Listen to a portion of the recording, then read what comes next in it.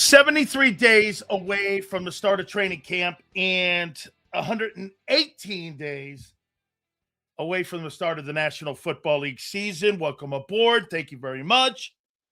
International games have come out. Tomorrow, the schedule will come out for the Eagles and your favorite football team. Hit the like button. Super chats go to the top.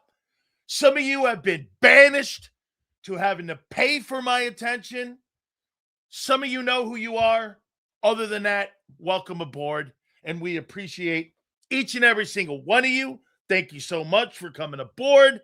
And again, folks, I like to say this all the time. Thank you again for choosing us each and every single day. All right. These international games, before we get into the topics here, listen here, man. I tell you, there's no doubt the National Football League is making an effort to get the cash register going sooner. Week 1, Melbourne. It is 49ers and Rams. That'll be on September 11th. Rio de Janeiro. That'll be Ravens and Cowboys week 3. The London game. That'll be the Colts and the Washington Commanders on October 4th. Week 4. Week 5. The Eagles will take on the Jaguars. That will be in London. Texans at Wembley will be against the Jaguars on the 18th. The Paris game, Steelers, Saints, week 7. Madrid, Spain, Bengals, Falcons, week 9. Munich, I've actually played in Germany. Patriots and Lions, week 10. In Mexico City, Vikings and 49ers. That'll be week 11. 1, 2, 3, 4, 5, 6, 7, 8, 9 NFL football games internationally this year. That's quite a number. Obviously, the National Football League is doing everything in their power to get that cash register going and spreading the flag of the National Football League across the country and across the globe. Again, I don't really think that those places are starving for NFL football. But what it does do is it starts the cash register early on the Pacific Time Coast time. And what you're doing is you're owning almost the entire day. Okay? Thursday night football, Sunday, and Monday Night Football. Monday night's going to be pretty good football season this year. I bet it is when that schedule comes out because, again, National Football League owns 10% of ESPN now. I think you're going to start seeing the lesser games actually on Sunday night. And you're going to see the better games on Monday night. That's right, dude. Kyle, soccer runs the world. NFL football does not. It's not even on the radar in places like Germany and Spain.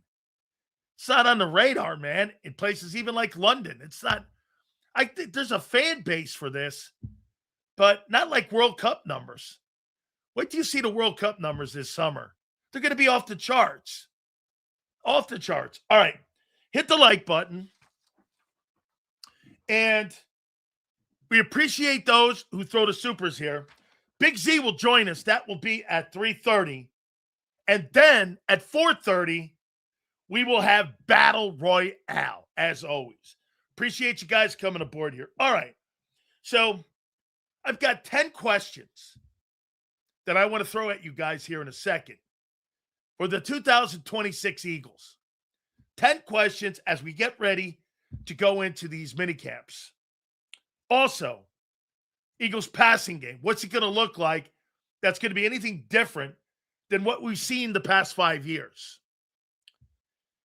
Kevin Patullo taking bows. We're going to talk a little bit more about the culture in the building. You know, before I get to those 10 questions that we're going to ask you and your opinion on what and where this is going to go, my question is this. How do you think the passing game, from what we've seen the last 5 years to where we're going to go next and what they want to go next, How is this going to evolve? How's it going to look? Again, no opinions yet. Just how's this thing going to look? What are they going to try to accomplish by going with this new system? What do you think is going to be different moving forward with what we haven't seen since 21? Okay? Again, it'll be way worse. I don't know that yet. I really can't say that. I got to see them try to execute it first. Your main goal is to accomplish balance and moving the sticks. That's a great take. Less predictability. I love that. You guys are on the same page. That's right. Less predictability, having a little more balance, being able to utilize the weapons better, higher tempo passing. Okay. You guys pretty much got, again, that's exactly correct. That's what you're looking for. Because theoretically, the passing game the last 5 years has struggled. And it has struggled mightily. So you're thinking what you're looking for is not to be as predictable. I want to see balance. I want to see a great tempo. I want to see stuff like that, right? Okay. Because I'm going to give you an example. By the way, remember, you got to do all of this without A.J. Brown. Sills, I've been hearing more than likely the opener is Bears versus Seahawks. I think we open with the Colts. That'd be a great open for the Eagles. That's like asking Michael Vick to play like Dan Marino. Not happening.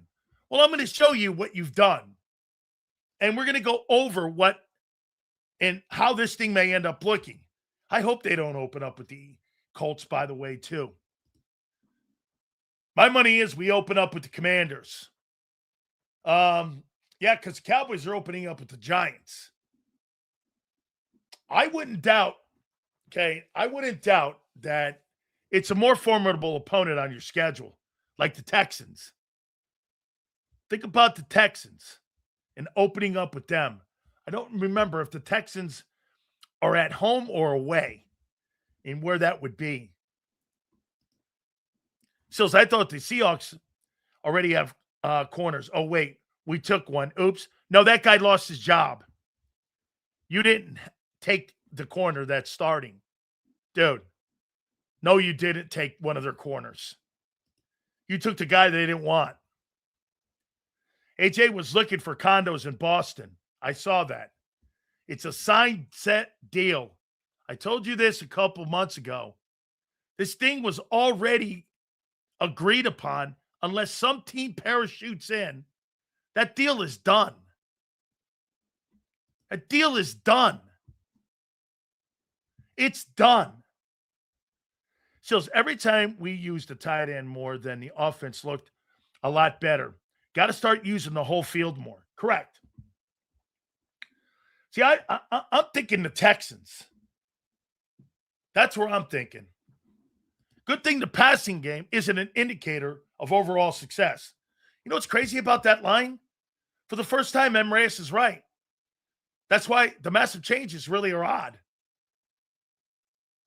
By the way, the massive changes and how about this? Let's just hypothetically say they don't change the passing game to like what type of percentage we're looking at. The craziness is you changed the personnel overnight. AJ's gone, and you're going to have more finesse wide receivers in the building. You don't have physical wide receivers. Once AJ Brown leaves, you don't have physical wide receivers. There's not one physical wideout that you have. Okay, so not being predictable, and let's take a look at this. So these are from May 13th and to May 13th, 2021 to today, May 13th, 2026. This is what the Eagles passing game has done in that 5-year span. And like you said, guys, here's why the changes are coming. The top passing team in the last 5 years has been the Bengals. Okay? 22,000 yards. The Chiefs are second. The Bucks are third. The Cowboys are fourth. The Lions are fifth. And the Chargers are sixth. The Niners are seventh. The Vikings are eighth. The Rams are ninth. And the Bills are 10th. The Eagles are 21st. Completions.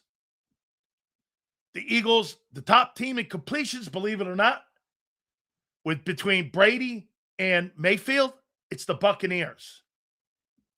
The Eagles are 24th. Attempts. Believe it or not, the Bucks are number one because of Brady and Mayfield. Chiefs are 2. The Eagles are 24th. Pass completion percentage. Bengals are 1. Lions are 2. Seahawks are 3. Niners are 4. Eagles are 17th. Yards per game, passing wise. Bengals are 1. Chiefs 2. Bucks 3. Eagles are 21st. Touchdown passes. Bengals are 1. Bucks 2. Bills 3. Cowboys 4. Eagles are 17th. One last one. That's it there. So theoretically, the entire passing offense the last 5 years has hung out at around 23, 24. This is why they're changing. This is why you've made personnel moves, coaching and player-wise. They know they got to evolve. They have not evolved.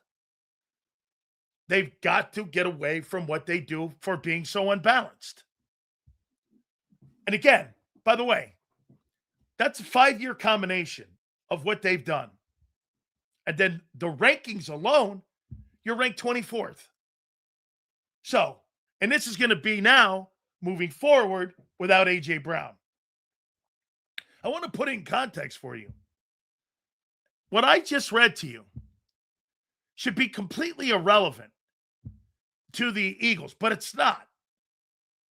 The firing of Jeff Stoutland, the moving on from A.J. Brown, all of that, and the new hirings and the new drafting and signings all tell you they're going in a different direction in 26.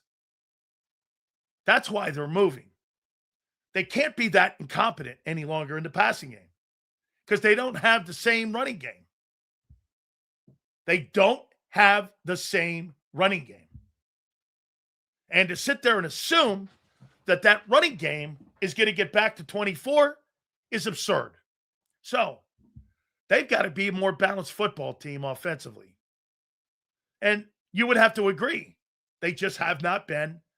It's funny. I asked this question last year to you. Do you think the Philadelphia Eagles have utilized all their skill on offense? You guys, or some of you, said yes. Well, the Eagles obviously said no. That's why, again, we're in this place. And I think they're right to do this. The question, once again, here on May 13th, we're not going to sit here and go, well, we'll see what he does, how well he adapts. That's beyond the point now. To sit there and say, can Hurts do it or not? On May 13th, we're beyond this now. This is happening. Coaching hires, personnel changes. You don't draft people and sign people and move people out and move people in because you're going to do things half-ass. You're doing this because at the end of the day, you've got to come up with a different way to win. Can you imagine this? And here, I give them credit because they're gambling. You're gambling. You're gambling with this.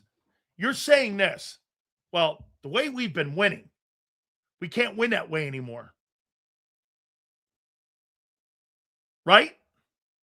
The way we've been winning, we can't win like that anymore. To me, passing TDs are overrated. It doesn't matter as long. It can't be overrated, dude, when you're not looking at what you're doing in the building. How can it be overrated when they've making these schematic and personnel changes? It doesn't make sense. You're not following along. This is not a plug-and-play league. Not everybody is going to be able to adapt like that. I love the fact that Sean and Jalen are hitting it off. It means everything. It means nothing. On May 13th, they haven't been on the freaking field yet. How in God's name are they hitting it off? I heard the same bullshit last year about Kevin Patullo. We're going to get to Kevin Patullo here in a minute. My God almighty, you'll believe anything. If you believe that shit. And by the way, who cares? Sills, maybe it's that, but could it be that this is the last straw to evolving the passing game? We've seen the highest of highs of the run game. Now it's time for the passing game. I think it's because of this too, Abe. Abe, I think it's because you spent so much equity in drafting and money in the offensive skill set, guys, and you're not getting the return you need. Get this. Would you agree with this, Abe? The biggest acquisition that Howie Roseman has made during this Super Bowl run are two guys, and they weren't drafted. It was A.J. Brown, and it was Saquon Barkley. They weren't draft picks. Would you agree with that, Abe? In the last 5 years, the two most instrumental players were A.J. Brown and Saquon Barkley. Would you not agree? Name me a player who's had a bigger impact than those two guys. Right? A.J. changed how you won, and then Barkley put you over the top. Two players that were not drafted by the organization. Right? Is that correct? Right. So, Abe, think about that. Those were acquisitions added to what they had done in the draft. It's a good football roster, but they needed a little extra jet fuel. That was A.J. Brown, and that was Saquon Barkley. Those two guys were the jet fuel.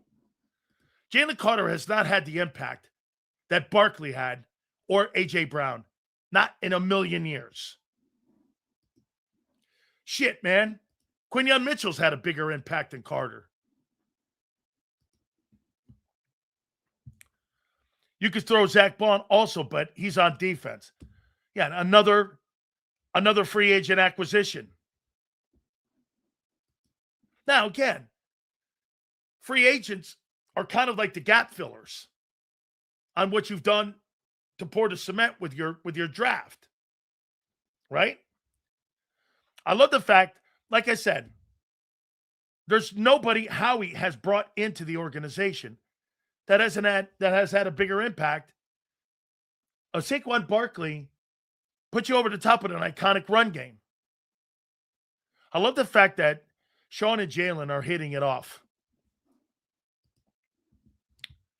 I think the guy's mental or a parrot. Jalen has no choice but to hit it off with the OC.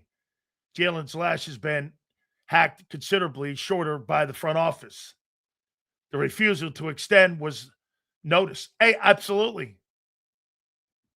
If you've got that kind of resume and you haven't been extended, I get not extending some of these other quarterbacks.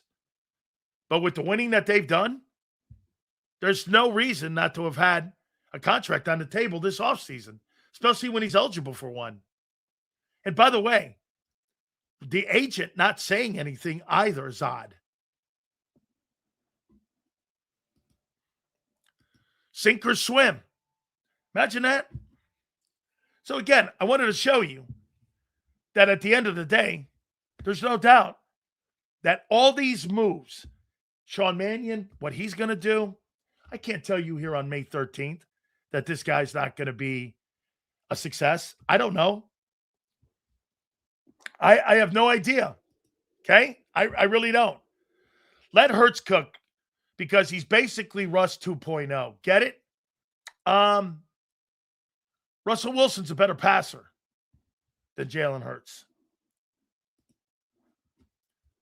And I would say this, that Marshawn Lynch, Saquon Barkley, it's probably a push.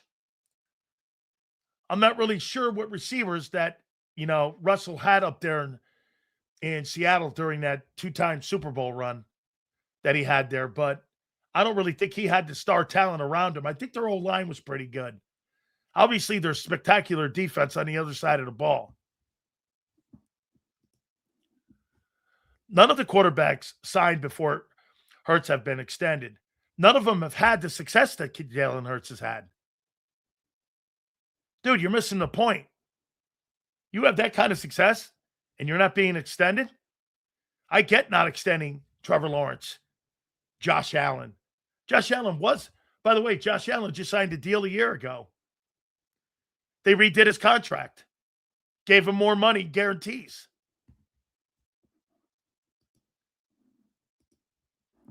Sills, if you look at wherever Howie, the organization, made a major change in the offense, like adding AJ and Barkley, we made it far, but when making mediocre moves, it shows. Yeah, correct. Just like this last year when you brought in Adoree Jackson and you put Keely Ringo out there and all those other guys. Those were mediocre moves. Howie's biggest move was made in season, not off season. It was made with the Jalen Phillips move. That was the most significant move that helped the team win than any other move he made. And he made 19 last year. Sills, is the reason the Eagles have changed their philosophy that they can't win the same way due to the mush unit O-line at their age? Maybe a little bit. Maybe. I think they're more concerned about the O-line than they are Jalen Hurts. Because no matter what happens, if the O-line is not good this year, no matter what you implement, no matter how you change the passing game, no matter how you go forward, if that O-line is not playing B football, you're not going anywhere. The offensive line is clearly the concern. Biggest concern. It's not Barkley. It's not Hurts. It's not any of that. If that O-line, by the way, with a new guy in the building, and Chris Cooper. So Chris Cooper, according to Nick and Howie and Jeffrey Lurie, believe that Chris Cooper can fix what Jeff Stoutland can't fix. I think that's another question. If the offensive line was so bad and they moved Jeff Stoutland out and brought this guy in, they're saying to you, Jeff couldn't fix it. Chris Cooper can. Is that right? Right? Well, that's what they've done. According to M. Reyes, Jeff Stoutland's old. His ways are antiquated. He's not a good offensive line coach anymore. And this guy here is going to fix the problems that Stoutland couldn't fix a year ago. That's according to M. Reyes, right, Reyes? You said that. That Stoutland's ways were outdated and he was old and he didn't know what he was doing. So, Cooper is the guy that's got to fix this. Am I right? Right? If that O-line doesn't play up to a B, I don't care. Here, get this. I didn't say his ways were wrong. His attitude is bullshit. Unwilling to evolve is another thing entirely. Okay, so let's just reword it then. He didn't want to work along with Nick any longer and the organization. So Jeff Stoutland, he thought there was a way to do it. Nick and everyone else thought there was a different way. According to Reyes here, his bullshit attitude basically got him shown the door. And that Chris Cooper will fix the ills of the offensive line. Is that better? Is that how you like it? I'll say it any way you fucking want to say it, dude. Any way you want to say it. Chris Cooper was brought in because Nick Sirianni and the organization believes that he could fix the problems that Jeff Stoutland couldn't fix. Being set in your way. Okay. Being set in your... I'm agreeing with this guy. What the fuck's wrong with him? Being set in your ways, unwilling to work a new scheme, speaks for itself. Okay. So he didn't want to listen to Jeff Stoutland. Okay. And Chris Cooper will get it done. Wait a minute. Cooper doesn't need to fix shit. He needs to install his own version of an O-line. Okay. By the way, I think this guy thinks I'm arguing with him. I'm not. I'm taking what he's saying. So according to Reyes, Cooper doesn't need to fix anything. The line's fine. He need to get healthier. Needs to install his own version of the O-line. And that he knows more than Jeff. Okay? Is that fair? Is that okay? Bro, I'm going by your word here. You're confusing everybody. Stick to fucking staying on topic. You're the one saying this. Stoutland's ways of not wanting to change. We're not going with the new coaching staff. Fixing implies we are reverting to Stout's. No. They're going to run different stretch plays. He's doing a different. Okay. Bro. Are you a retard? Reyes. Okay. His ways aren't good. It's a different approach. Cooper has a way that he's going to do something different than Jeff. And he's got the answer, right? Dude, this guy has said 18 things differently. Are you insane? I mean, dude, stay online here. Jeff Stoutland's ways. He didn't want to change. Okay. Cooper's got a better way of doing it. And okay, there you go. Thank you, bro. So, according to Reyes, Cooper's got a better way of running the offensive line than Jeff Stoutland.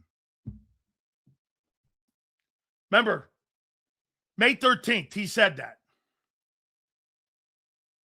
That he's got a better way than Jeff Stoutland at running what they want to run in the offense. Okay, fair enough. Okay? A guy who was let go by the Vikings has a better way of handling an offensive line and has more answers than a guy who's going to Canton. If the Eagles' whole existence depends on Stoutland, then, well, we are in trouble. Well, in 2024, you basically did. Your passing attack was 29th. Your running attack was iconic. It was arguably one of the greatest running attacks in pro football history, led by Jeff Stoutland. By the way, that was 18 months ago. 18 months ago. Hurts' whole existence depends on the O-line. I think that's any quarterback, my friend. Passing game requires a quarterback that can read a defense. The hybrid linebacker safety will wreck any play now. I believe you're saying recognize any play. We all think we're experts at the end of the day, but we can all learn something new every day. Okay?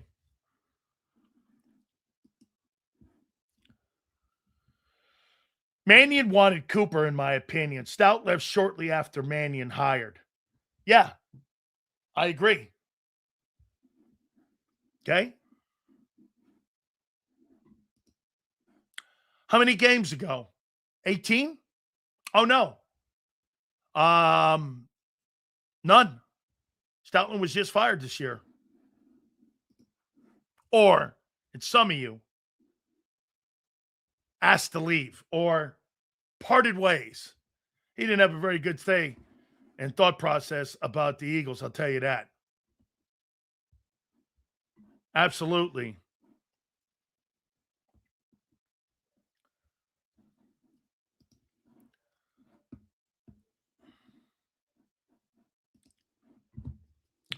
Cooper was a panic hire. They didn't anticipate Stoutland leaving. That's correct. Recognize and wreck, Sills. Seattle gave pretty trouble with that shit. Boy, did they ever. That's a great call by you. That guy, Mike McDonald, is some defensive-minded guy up there, didn't he? He moved Purdy all around, dropped the guy down in coverage. You see that when he dropped that free safety down in the middle of the field? Clogged the zones and all that? That guy, Mike McDonald, knows defense. Hey, Hollywood or Kyle, where did Mike McDonald come from? Was he with the Ravens? Was he the Ravens defensive coordinator? Because that guy is smart as shit, man. Cooper wasn't a panic hire. What the fuck are you talking about? Yeah, he was. He was a panic hire. Vic did not recommend him. Vic said it was a good hire.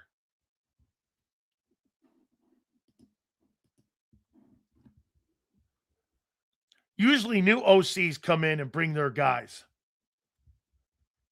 So all these hires, Josh Grizzard and all these guys were hired by Sean Mannion, a guy who's never had a coaching staff in his life.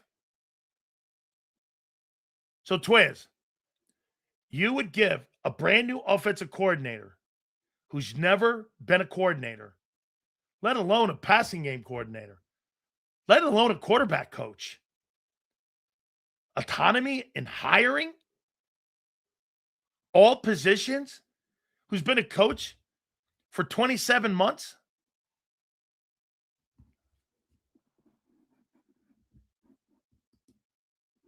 So, according to Twiz, Josh Grizzard, who was the OC in Tampa last year, was brought in by a guy in case he fails him. He gets to fall and have a guy breathing down his neck to take his job? So it's 2024. Jamar Chase won the Triple Crown with a quarterback playing behind a bottom 5 O-line, pre-snap recognition. Well, you're talking about one of the best pocket passers we've seen in the last 25 years. Burrow is exceptional at throwing the football. He's a skilled set guy. Bruce Arians came on our program here and said that there's nobody like Burrow in the league. And he said even Mahomes, the guy in Kansas City, is spectacular and got a great skill set. But the guy in Cincinnati is the best in the pocket.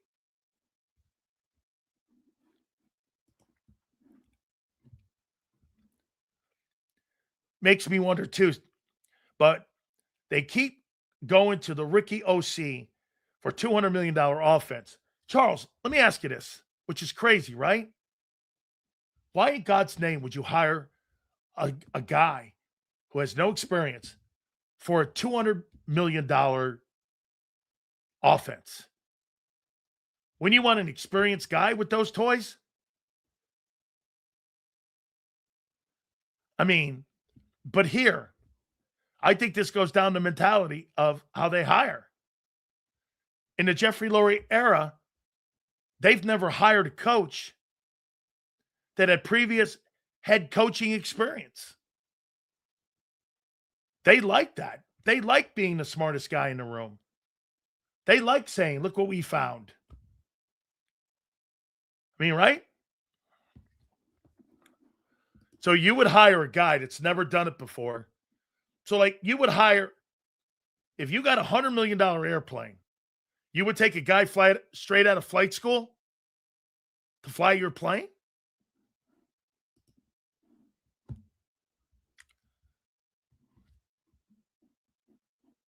I did see that. I'll tell you why Troy did that. Troy was complimenting on the fact that he fits into a system like he did. Aikman was never the focal point in Dallas. He was the guy that was there. The guy who was the focal point was Emmitt Smith. They didn't win football games throwing the ball. They won football games running the ball, playing tight defense, third down situational plays. Emmitt Smith kept that offense in third and short his entire career in Dallas. If you were to rank the triplets, Emmitt, Irvin, and Aikman. Aikman was the third dude in the room. He was never the focal point. It was Emmitt that was the focal point. Emmitt changed the entire franchise. They had Michael Irvin and Troy Aikman together. They weren't going to do shit with that until Emmitt showed up. When Emmitt showed up, I was there. Changed the entire landscape. Changed the entire landscape. Number one rushing attack in football, 5 of the first 6 years with Emmitt Smith. They didn't lead the NFL in passing ever. Ever. Grizzard was not hired by Mannion. Grizzard is a fallback OC if anyone can't do the job. This is a contingency plan to avoid what happened in 25. I love when people say this. Barry Sanders was way better than Emmitt. No, he wasn't. No, he wasn't. Wasn't a better player. Emmitt Smith had 18,000 rushing yards. Okay? 18,000. Barry had too many minus plays. By the way, you could call him the best. Emmitt has the records. Emmitt has the rings. Emmitt has the MVPs. Sure. Okay. You have not one place in Barry Sanders' career that has anything that's better than what Emmitt Smith did. And by the way, for the record, Emmitt Smith had 12,000 high school rushing yards, 4,000 rushing yards, 5,000 rushing yards in college, and 20,000 rushing yards counting the playoffs. This guy ran for almost 40,000 yards in his career. Excelled at every level, no matter who the team was.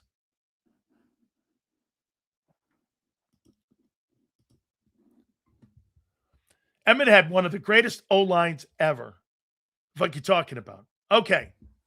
If they're so great, how come nobody went to the Hall of Fame except for Larry Allen? Not one guy's a Hall of Fame lineman, except one.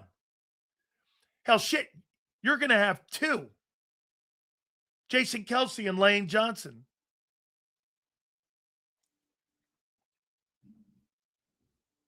There's one dude. No one else. No offensive tackles. No center. One guard. And Emmett played with him for like 3 years. No. It's not that rings matter now.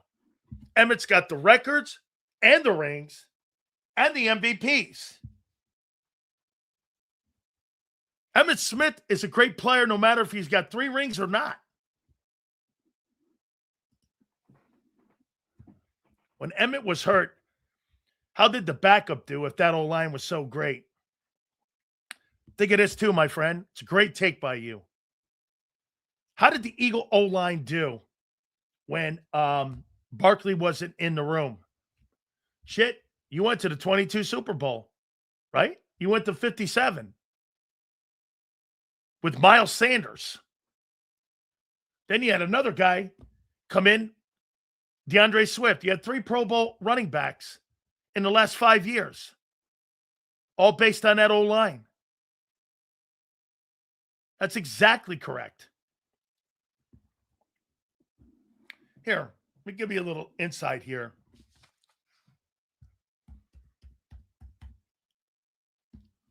Show you this here. Show you the greatness of Smith. Incredible. After his first year, Smith, 365 carries. Record for attempts, yards, touchdowns. He wasn't that awful of a receiver. How many years did he go? Look at this. 1,800 yards from scrimmage, 2,000 yards from scrimmage, 2,000 yards from scrimmage, 2,000 yards from scrimmage, 2148, 1553, 1507, 1718, 1282, 1237, 1164, and that's in his 11th year.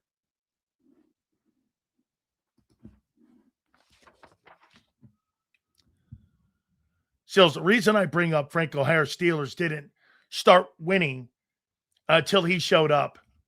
Well, they didn't start really winning until Bradshaw figured it out. Okay? Seals, where do you place the Kansas Comet on your all-time list? Sayers is the first Barry Sanders. And he's like ran like Sanders, but played like McCaffrey. He's truly one of the greatest of all time. Absolutely one of the absolute spectacular players. And if I'm not mistaken, I think by the age of 28, he was already in the Pro Football Hall of Fame. Put on YouTube. It's truly one of the greatest that's ever played. Eagle fans, it's okay. No. Doesn't matter. Nobody gives a shit if they... David, I don't care if Eagle fans think he's great or not. The numbers speak for itself. You can say whatever you want. And you have nothing to land on. The Cowboys possessed a superior team. Had Barry been part of the Cowboys, he would have been equally as effective as Emmett. That's not a terrible take. Barry's a great player too. Great player too. Averaged 1,500 yards from the line of scrimmage in his 10 years. He's a great person, great player, former teammate of mine. I love the guy. Okay? Denver was able to run the ball no matter who they put in there at running back. Yeah, because they had Alex Gibb as truly one of the greatest offensive line coaches of all time. But you thought firing the one of the greatest offensive line coaches of all time was a good move. And you're hoping that you're going to get something different from Chris Cooper. That's going to be pretty interesting to watch. That's going to be one of the storylines too, by the way. And by the way, just like a year ago, many of you were wrong with the Temu signings, the people that you brought in. None of those guys worked. None of those guys worked. All right.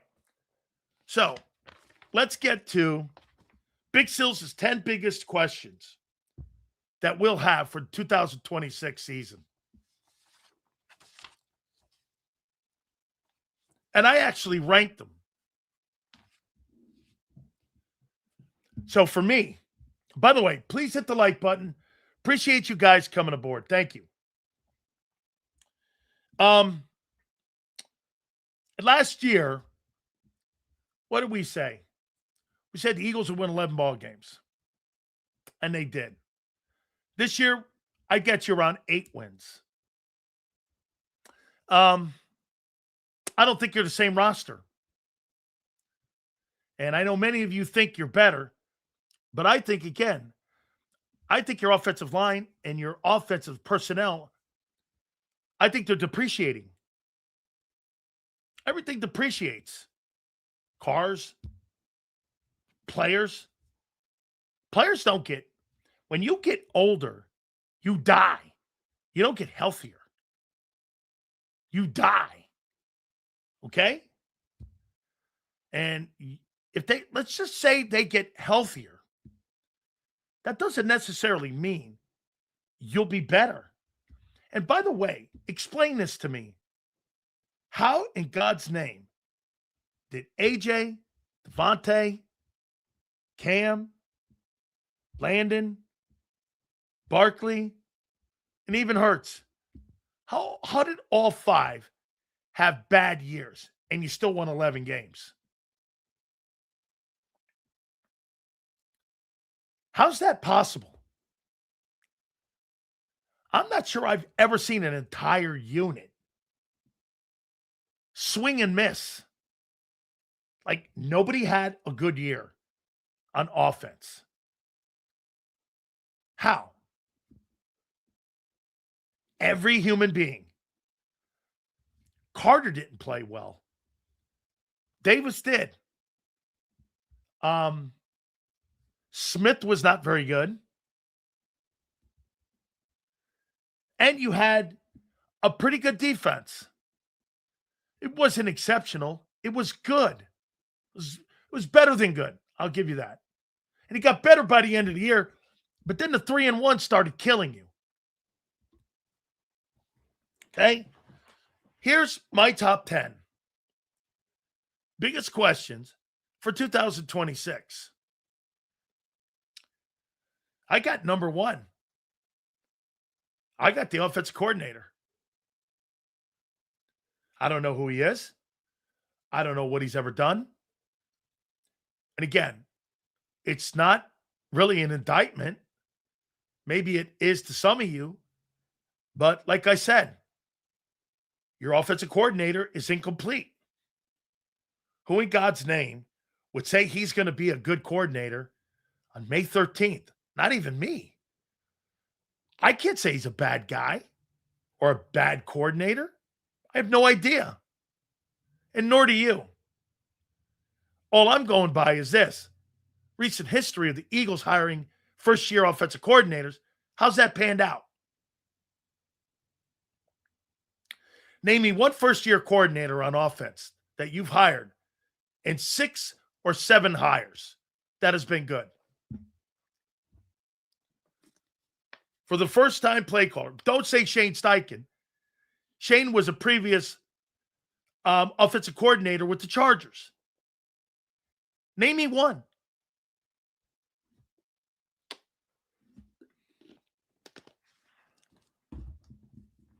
How has that panned out?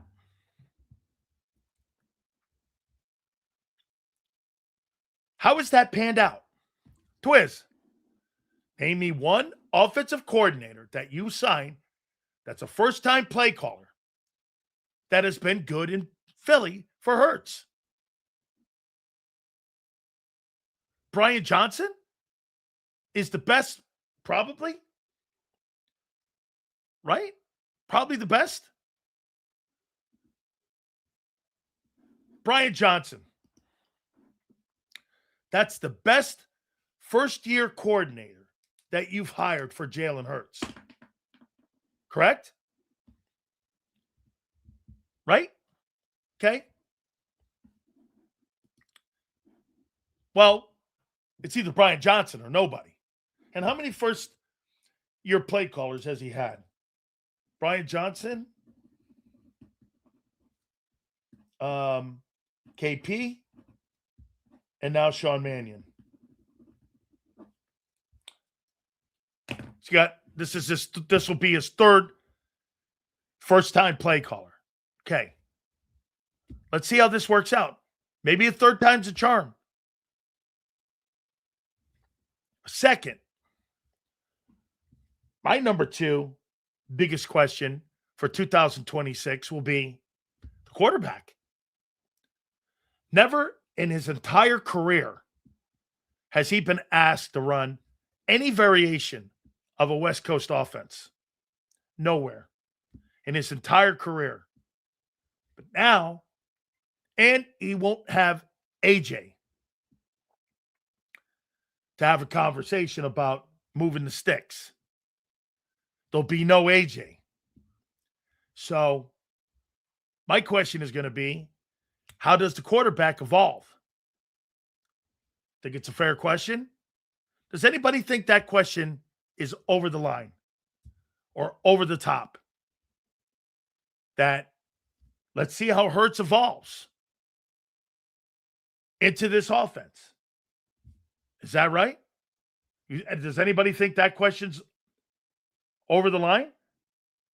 How will he be a progression reader? How will he be a guy that will be able to utilize all the weapons, which he's never done? Doesn't throw over the middle. No, my number 1 question. Okay.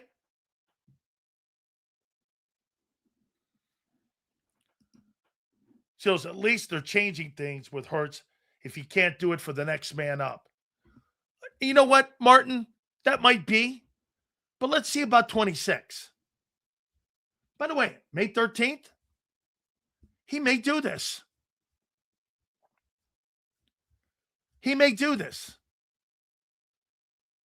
I see a guy in here. Listen, 2023, Jalen Hurts had 24 turnovers with Brian Johnson. He was a turnover machine. They were one of the highest turnover machines in the NFL in 23. And when you started 24, you had 6 turnovers. Remember that. You had 24 turnovers in 17 ball games in 2023. Put that in context. All right. How will Jalen handle the offensive changes? Let's go to number 3. Here's another one. DeVonta Smith going to the number 1 wideout. You guys think that's going to be an easy transition for him? Zander looked the number up a year ago. 48 of the catches that A.J. Brown had a year ago, 48% were contested double teams. How's A.J., again, the way he made plays off of double teams and how he battled double teams? I don't remember DeVonta Smith ever being double teamed. I mean, like, ever. DeVonta Smith benefited from AJ being doubled his entire career since he's been an Eagle. DeVonta's never double teamed. Never.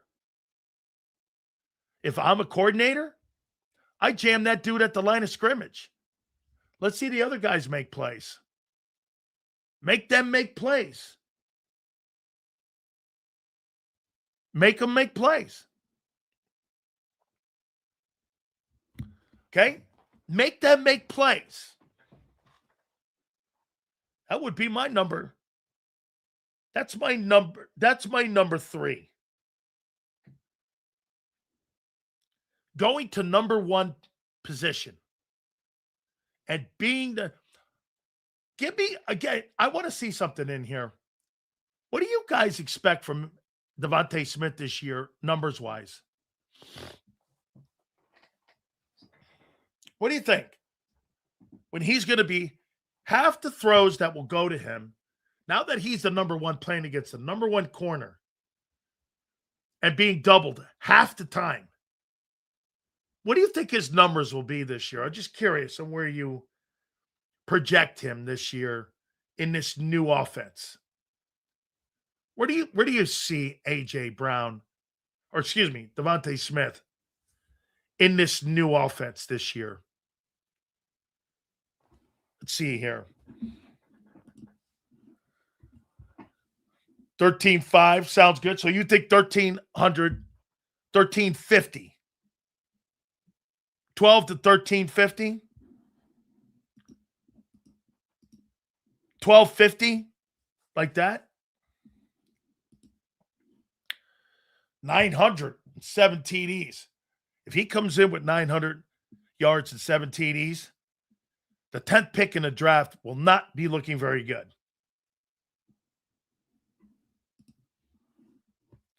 That question only applies if he has the same kind of pocket quarterback. Okay, wait a minute. I told you already. That's one of the question marks. I think you guys are going to be watching that a lot. Does DeVonta Smith, can he fight through double teams? Fine. Expectations for JoJo is that he's one of the top 3 all-pro wide receivers. With those numbers, JoJo's expecting all-pro this coming year for DeVonta Smith. Is that right, JoJo? 1,600 yards and 15 touchdowns. He's first-team all-pro, right? Fair enough.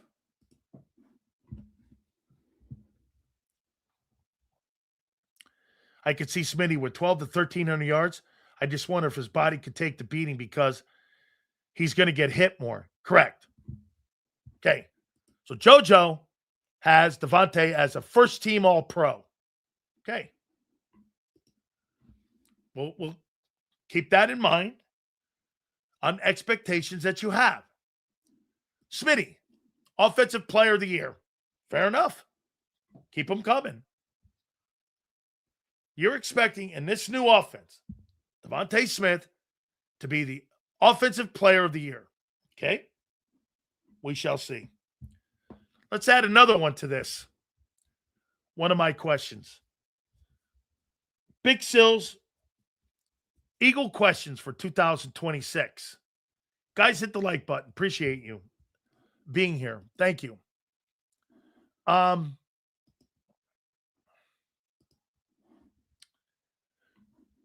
Lane Johnson's health. What do you think of Lane Johnson's health this year?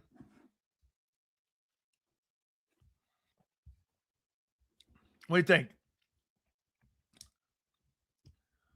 More than 10 games? How old is Lane? Let's take a look at this.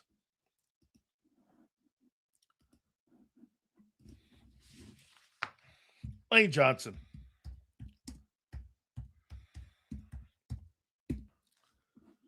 Let's take a look at Lane here. So he missed 7, and a playoff game. So he missed 8 ball games last year. 8 games. He basically missed half the season a year ago. His health. That's another question mark for me.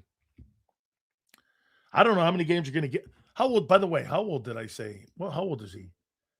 He's 35. And when will Lane be 36? 36. When will he be? Oh, he just turned 36. May 8th. May 8th, he turned 36. So he's 36 years old now. Going into this year. How many games do you think Lane Johnson at 36 is? By the way, I want to tell you guys something. 36 for an offensive line I don't think that's terribly old. A lot of these guys that are like Lane could play 5 more years if his body can hold up. That's how good that fucker is. He could play, if his body's good, look at the great old linemen. Look at Trent Williams. Look at Jason Peters. They still beg him to play at 42. So I did, but sometimes guess what happens? Your body falls apart and you can't, the great offensive line guys with great talent, like Lane Johnson, 36, not terribly old to me. Dude, you don't really become a great old lineman until you're like 28. And from 28 to 34, 35, that's when you're really in your game. Because there's so much more technique involved. This is unfortunate, injuries that Lane has happened in his career. 36 is not crazy old to me. Not at that age. Look, everyone, he goes, Lane's really old. I don't think so. I've seen guys play that were really gifted like him. Some guys stop because they want to, because their bodies can't hang in there. The question is going to be him coming. Listen, I'll tell you something else. The last 3 or 4 years and that style of play that they had, I think that thing wore those guys out beyond anything. And I think they aged those guys like dogs. Personally, I don't think that O-line is healthy yet. If I were the Eagles, during training camp, I'd be very worried about getting any of those guys nicked up. I wouldn't want any of those guys injured. I'd want them to get their reps, but I wouldn't want, okay? It's a great take here. Peter started missing a lot of games at 36. That's the key. One thing, Rasputin, he didn't miss in talent. He missed because his body was falling apart. Jason Peters' body was the issue, not his skill set. And that's what you get here. Okay? So far, Big Sil's biggest questions for the 26 Eagles. Sean Mannion, how he gets everybody on the same page. Hurts, how does he adapt to the offense? DeVonta Smith going to number 1. Not that easy. Lane Johnson's health. Now, number 5. You're probably going to be shocked when I say this. The health of Jonathan Grenard and how he's going to be used. How is he going to be played in this new defense that he's going to play? Brian Flores and Vic Fangio, very different. Brian Flores builds boutique defenses every week. That's why he likes the versatile player up there too. But he does a lot of nuanced things different than what Vic does. He moves guys around a lot more than Vic does. And he's notorious for that. He did that when he was in New England because that was a Belichick staple. Remember, Brian Flores comes from New England. And what was the thing that they did? They moved Vrabel around. They moved Bruschi around. They moved Richard Seymour around. They moved multiple people around. Okay? How are they going to use Grenard? And how healthy is he going to be going into this year? How are you going to be able to, And where are you lining him up? Weak side? Strong side? There's not a lot of depth at that edge position. You got three dudes. You got Nolan Smith, who's always hurt, and you have an up-and-coming Jalix Hunt, who's not there yet, who's getting better. Note this. Note this. And you got an established Gennard. Does Gennard make you better? Yeah.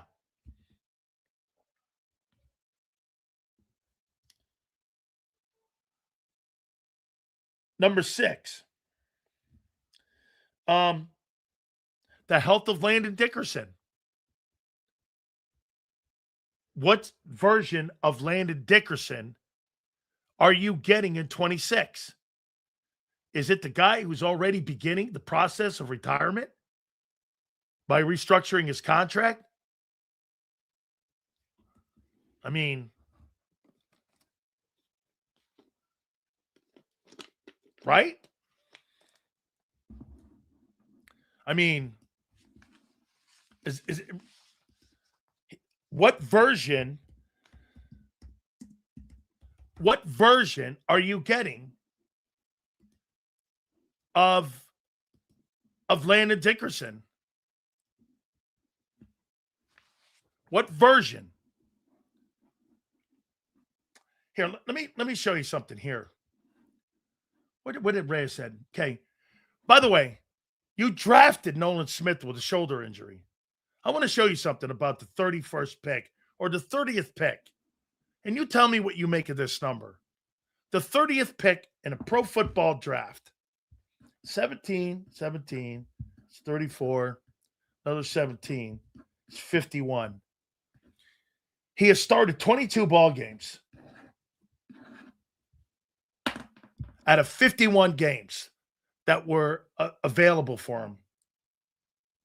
He started 22 ball games. What do you make of that? For the 31st pick in the draft. 22 games. Let's take a look at Q here. And how many games that guy has started? Quinion Mitchell. Since he's been an Eagle.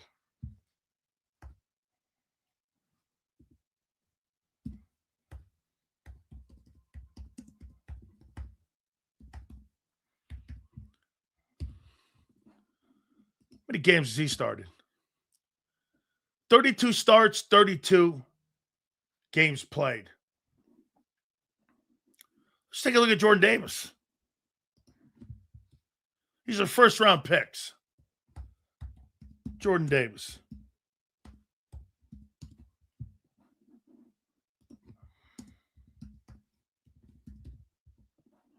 Here's Jordan Davis's numbers on availability.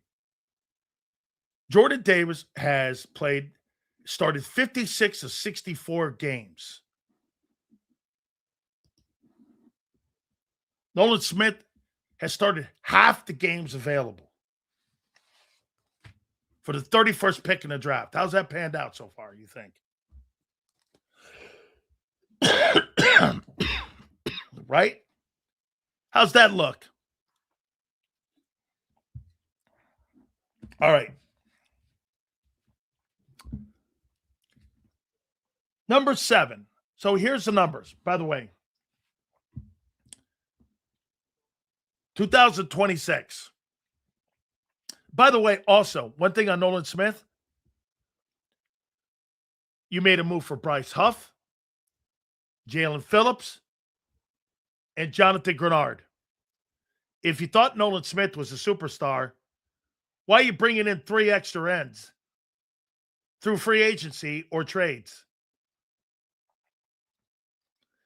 If he's such a superstar player, why have you gone and got Bryce Huff, Jonathan Grenard, and Jalen Phillips and given up 2 threes in the process? Why? If you thought Smith was such a success. No. Those guys were starters, guy.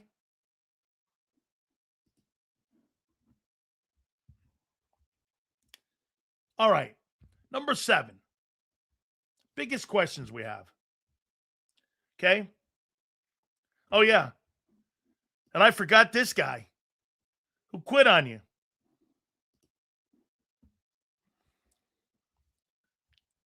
Oh, wait a minute. No. I never said he was a superstar. I said he was a first-round draft choice. Okay. What do you think the biggest question on cornerback 2 is?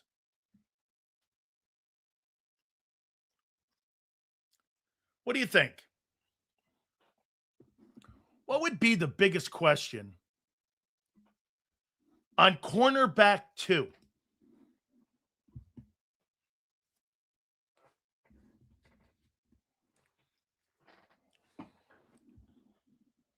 Fit?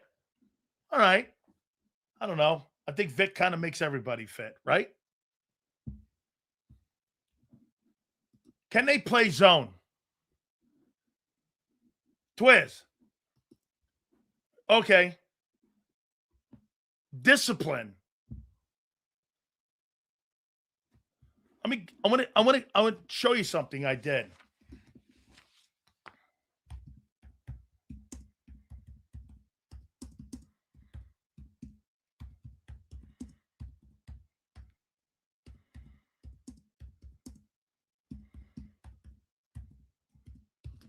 So I just typed this in. Tariq Woolen, is he a discipline problem? Was he in Seattle? This is what came up. Woolen did experience on-field disciplinary and behavioral issues during his time in Seattle, primarily due to repeated penalties for taunting and unsportsmanlike conduct. Woolen struggled to keep his emotions in check during the latter part of his time and tenure in Seattle. Emotional outbursts on the field became a notable talking point. NFC Championship game against the Rams, Woolen was flagged for a 15-yard unsportsmanlike conduct penalty for taunting the Rams sideline after breaking up a pass. This penalty gave the Rams the automatic first down, which directly led to an LATD. Also, he was benched by Pete Carroll. Woolen's time in Seattle since coming to an end. The stand-up cornerback became a free agent contract of a 1-year deal with the Philadelphia Eagles. I think it's going to be discipline. Yeah, okay. Who cares? Every team has one? Okay, well, that wasn't any team. That was the Super Bowl champions.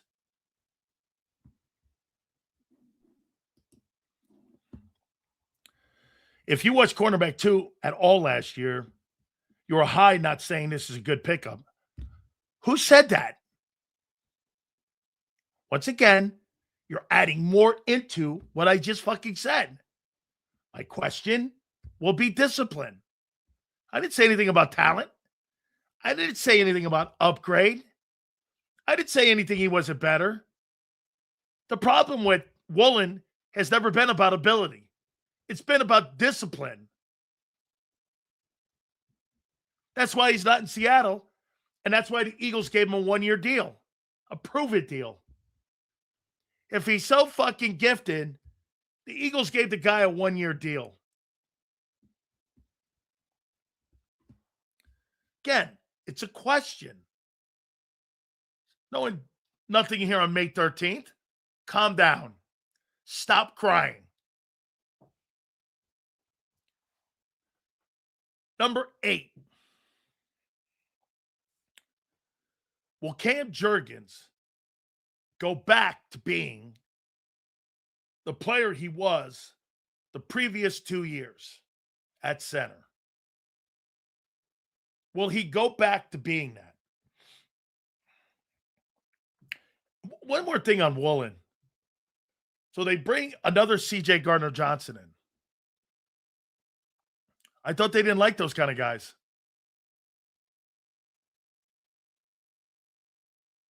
mean, I thought they didn't like that. I thought those guys were like, taboo in the locker room. Okay, no problem. They brought another Gardner Johnson in. Fair enough. Cam Jurgens. What's he going to look like? Number 9, Nick Sirianni. I mean, how about this? Would this be a fair question? Hey, Prince, if you're in here, I'd appreciate this. Prince, you tell me if this is an over-the-line question. Will Nick Sirianni have better answers than he did for the 25 team? He had better answers for the 25 team than he did the 23 team when shit went south. Will he be better this year with being a problem solver? Sirianni has never shown a propensity to be a problem solver. His team either does phenomenal or they melt down.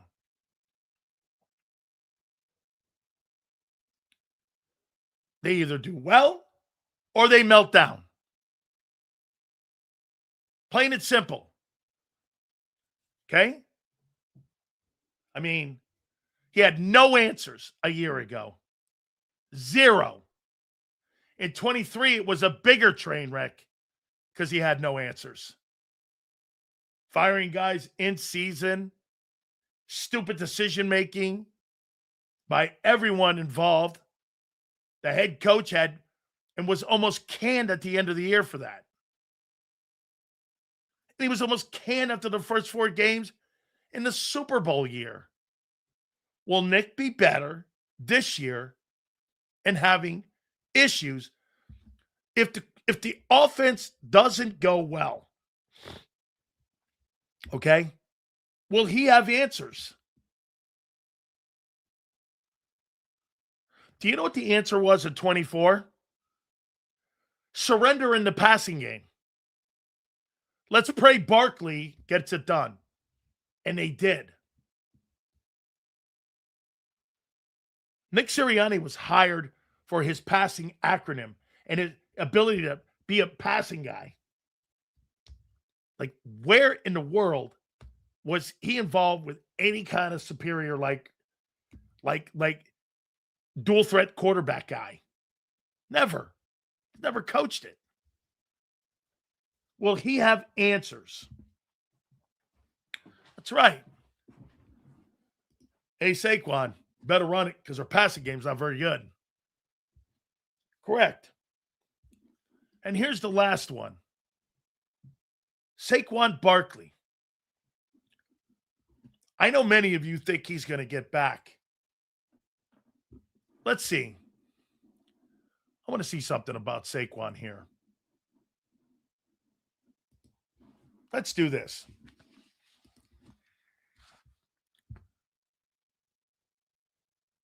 Barkley.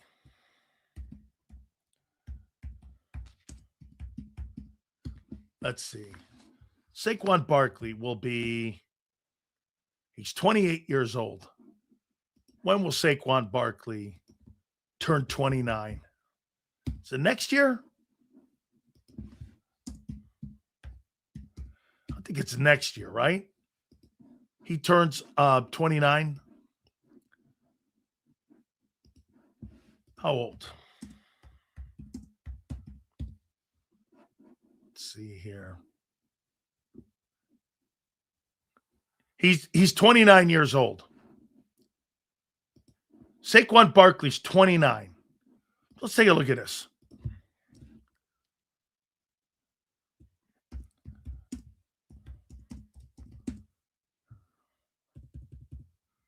Let's see here.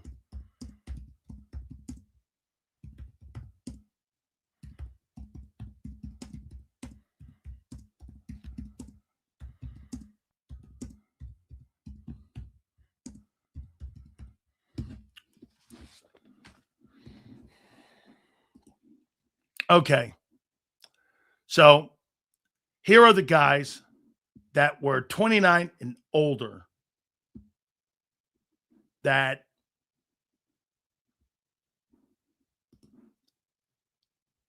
had really great years at the age of 29. Let's see here. Barry Sanders, Frank Gore, Walter Payton, and Marcus Allen. Hall of Fame running backs. Most running backs after the age of 29, they're not there. So,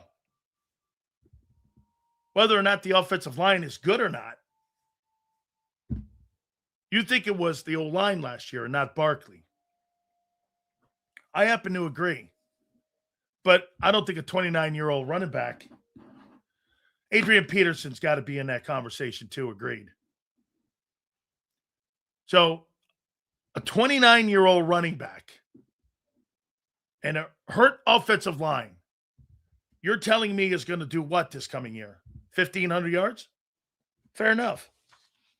So you got DeVonta Smith as the offensive player of the year, and Barkley's a 1,500-yard back. And Hurts is the MVP. All right. Believe me. We got it. That's your expectations. 1,700 yards. Not a problem.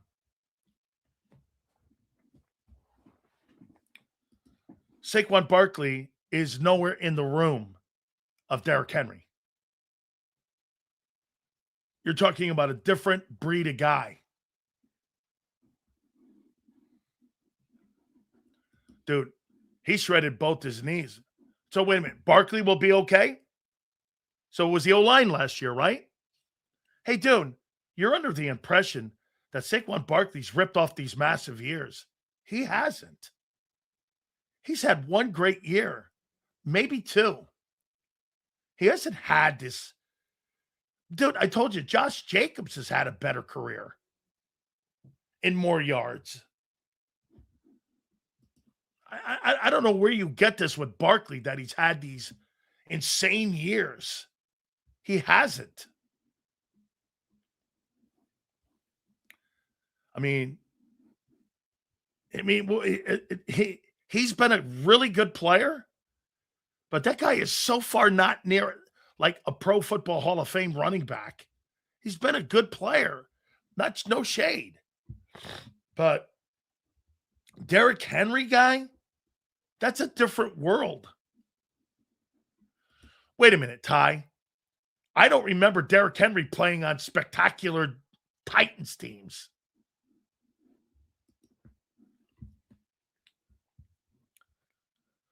Nobody believes that. I know you're laughing on the inside, thinking these people think that they're going to play that good. Oh, I am laughing at them. Well, you know I am. No. Wait a second. He thinks this is trashing somebody. I labeled this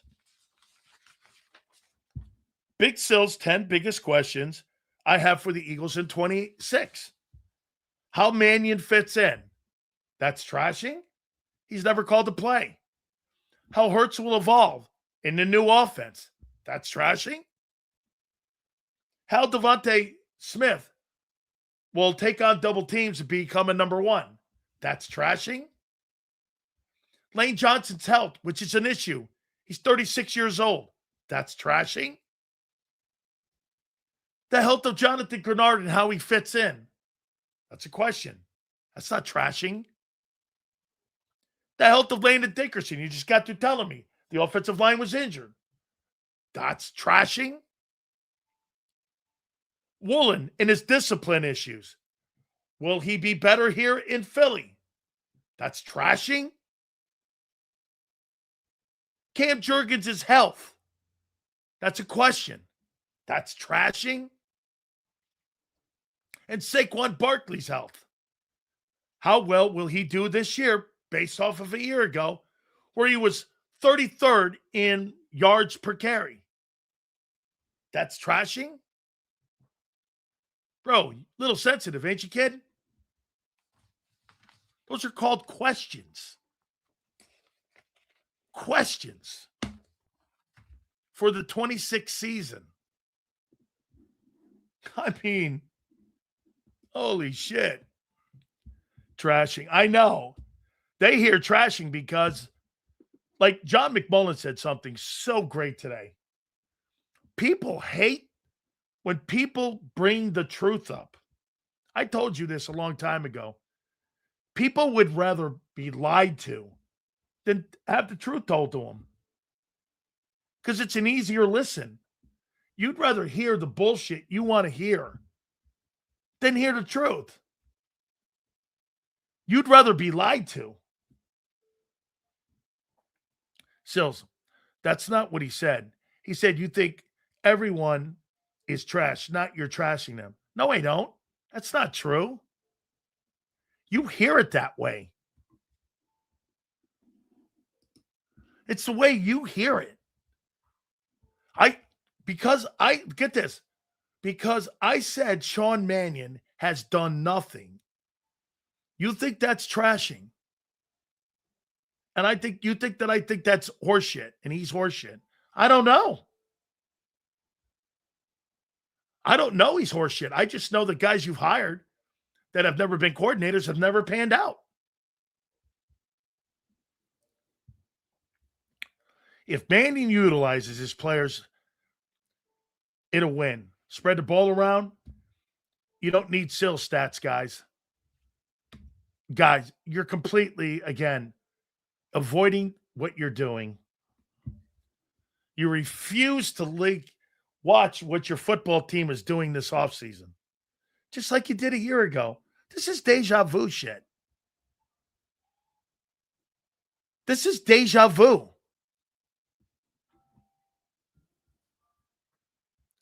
Seals, do you think Hurts will be more invested in Sean Mannion because he knows his contract is up soon? I think Jalen Hurts knows that what's coming up here is that he's at a crossroads, just like that article said, on whether or not he's going to be an Eagle for the rest of his career or if it's going to be time to move on. Here, this is where, again, people miss this. Every team has questions. So, like, what? You want to compare yourself to the fucking Jets? I thought you were a Super Bowl contender. Super Bowl contenders don't change their entire offense.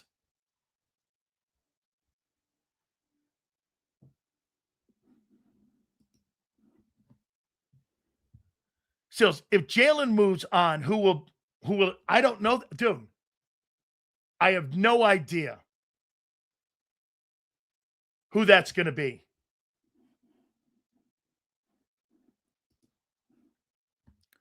They're grooming Cole Payton. Cole Payton is a gadget guy. I mean, Cole Payton's a gadget dude. I said the Rams and Seahawks. Let me see what you meant.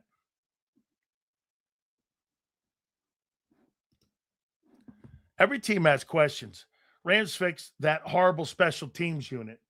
How are the Seahawks going to do with a new coordinator? Correct. Yes.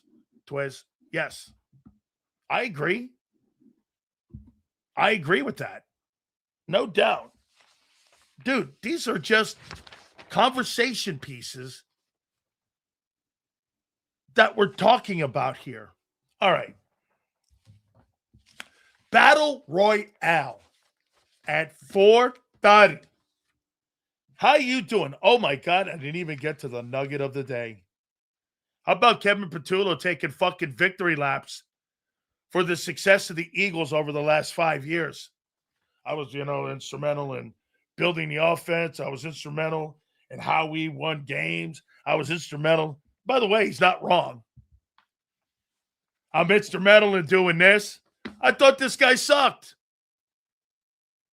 This guy's taking victory laps in South Florida. I sent a text down to Armando Salguero down there. and some folks at the Miami Herald. I said they should ask him about when his house got egged by doofus Eagle fans and how well they thought he did up here, him taking victory laps. Not that that's cool, but he's down there going, hey, I did this, I did, ooh. About him taking victory laps. I thought he sucked. Way to go, KP. Guy standing up for himself. About time. All right. Without further ado, we have our guy. Look at this. By the way, see this? Look at this fucking throat here. Look at this here. Look at this, man. Take the fucking honey.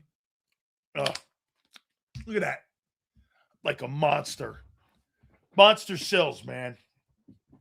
Absolutely. Without further ado, my man, Big Zoid. Zander Krause joins us now. How you doing, Freakazoid? How's it going, my friend? What is up, Big Sills? How you doing, brother? I'm doing, man. First and foremost, dude, what about the London game? How you doing with that?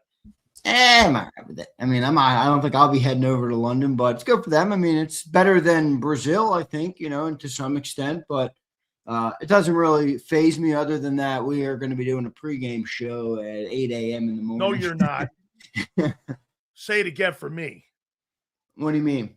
5 in the morning. 5 in the morning. That's brutal. 5 in the morning. Woo, boy. How you doing? Look, I hate those games. I really do. I hate those games. Okay? I do. Yeah, I'm not a big fan of them from a football perspective. I get why they're doing it from a business perspective, but I'm not a big fan of it. All right. What you make of your boy Kevin Patullo taking victory laps down there in South Florida yesterday? Well, I don't really care about Kevin Patullo anymore, but look, he was a part of the team. I think people sometimes remove the individual approach here. Like, he just had a season crash and burn, and he wants to save his face a little bit too. Yeah. And because he wants to be a coach in the NFL, in whatever role that is for the next 10, 15 years. So, he gassed himself up a little bit. He has been here a long time. Or has been here since the start of Sirianni. That's objectively true, or I guess factually true, you should say. And he took a little probably more credit than I think he should have. I don't know about built it from the ground up. Maybe you were here from the ground up, but you didn't build it from the ground up. By the way, he got hired in Miami, and it almost feels like Miami is like trying to tank. So it's like, man, I don't know, KP.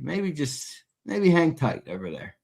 Oh, so you got $118 million in dead cap money.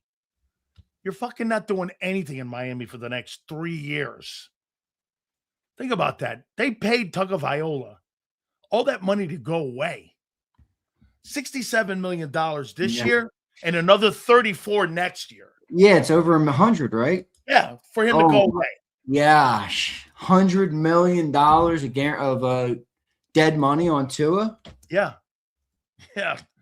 And plus the cap, the other hits that they've taken, dude.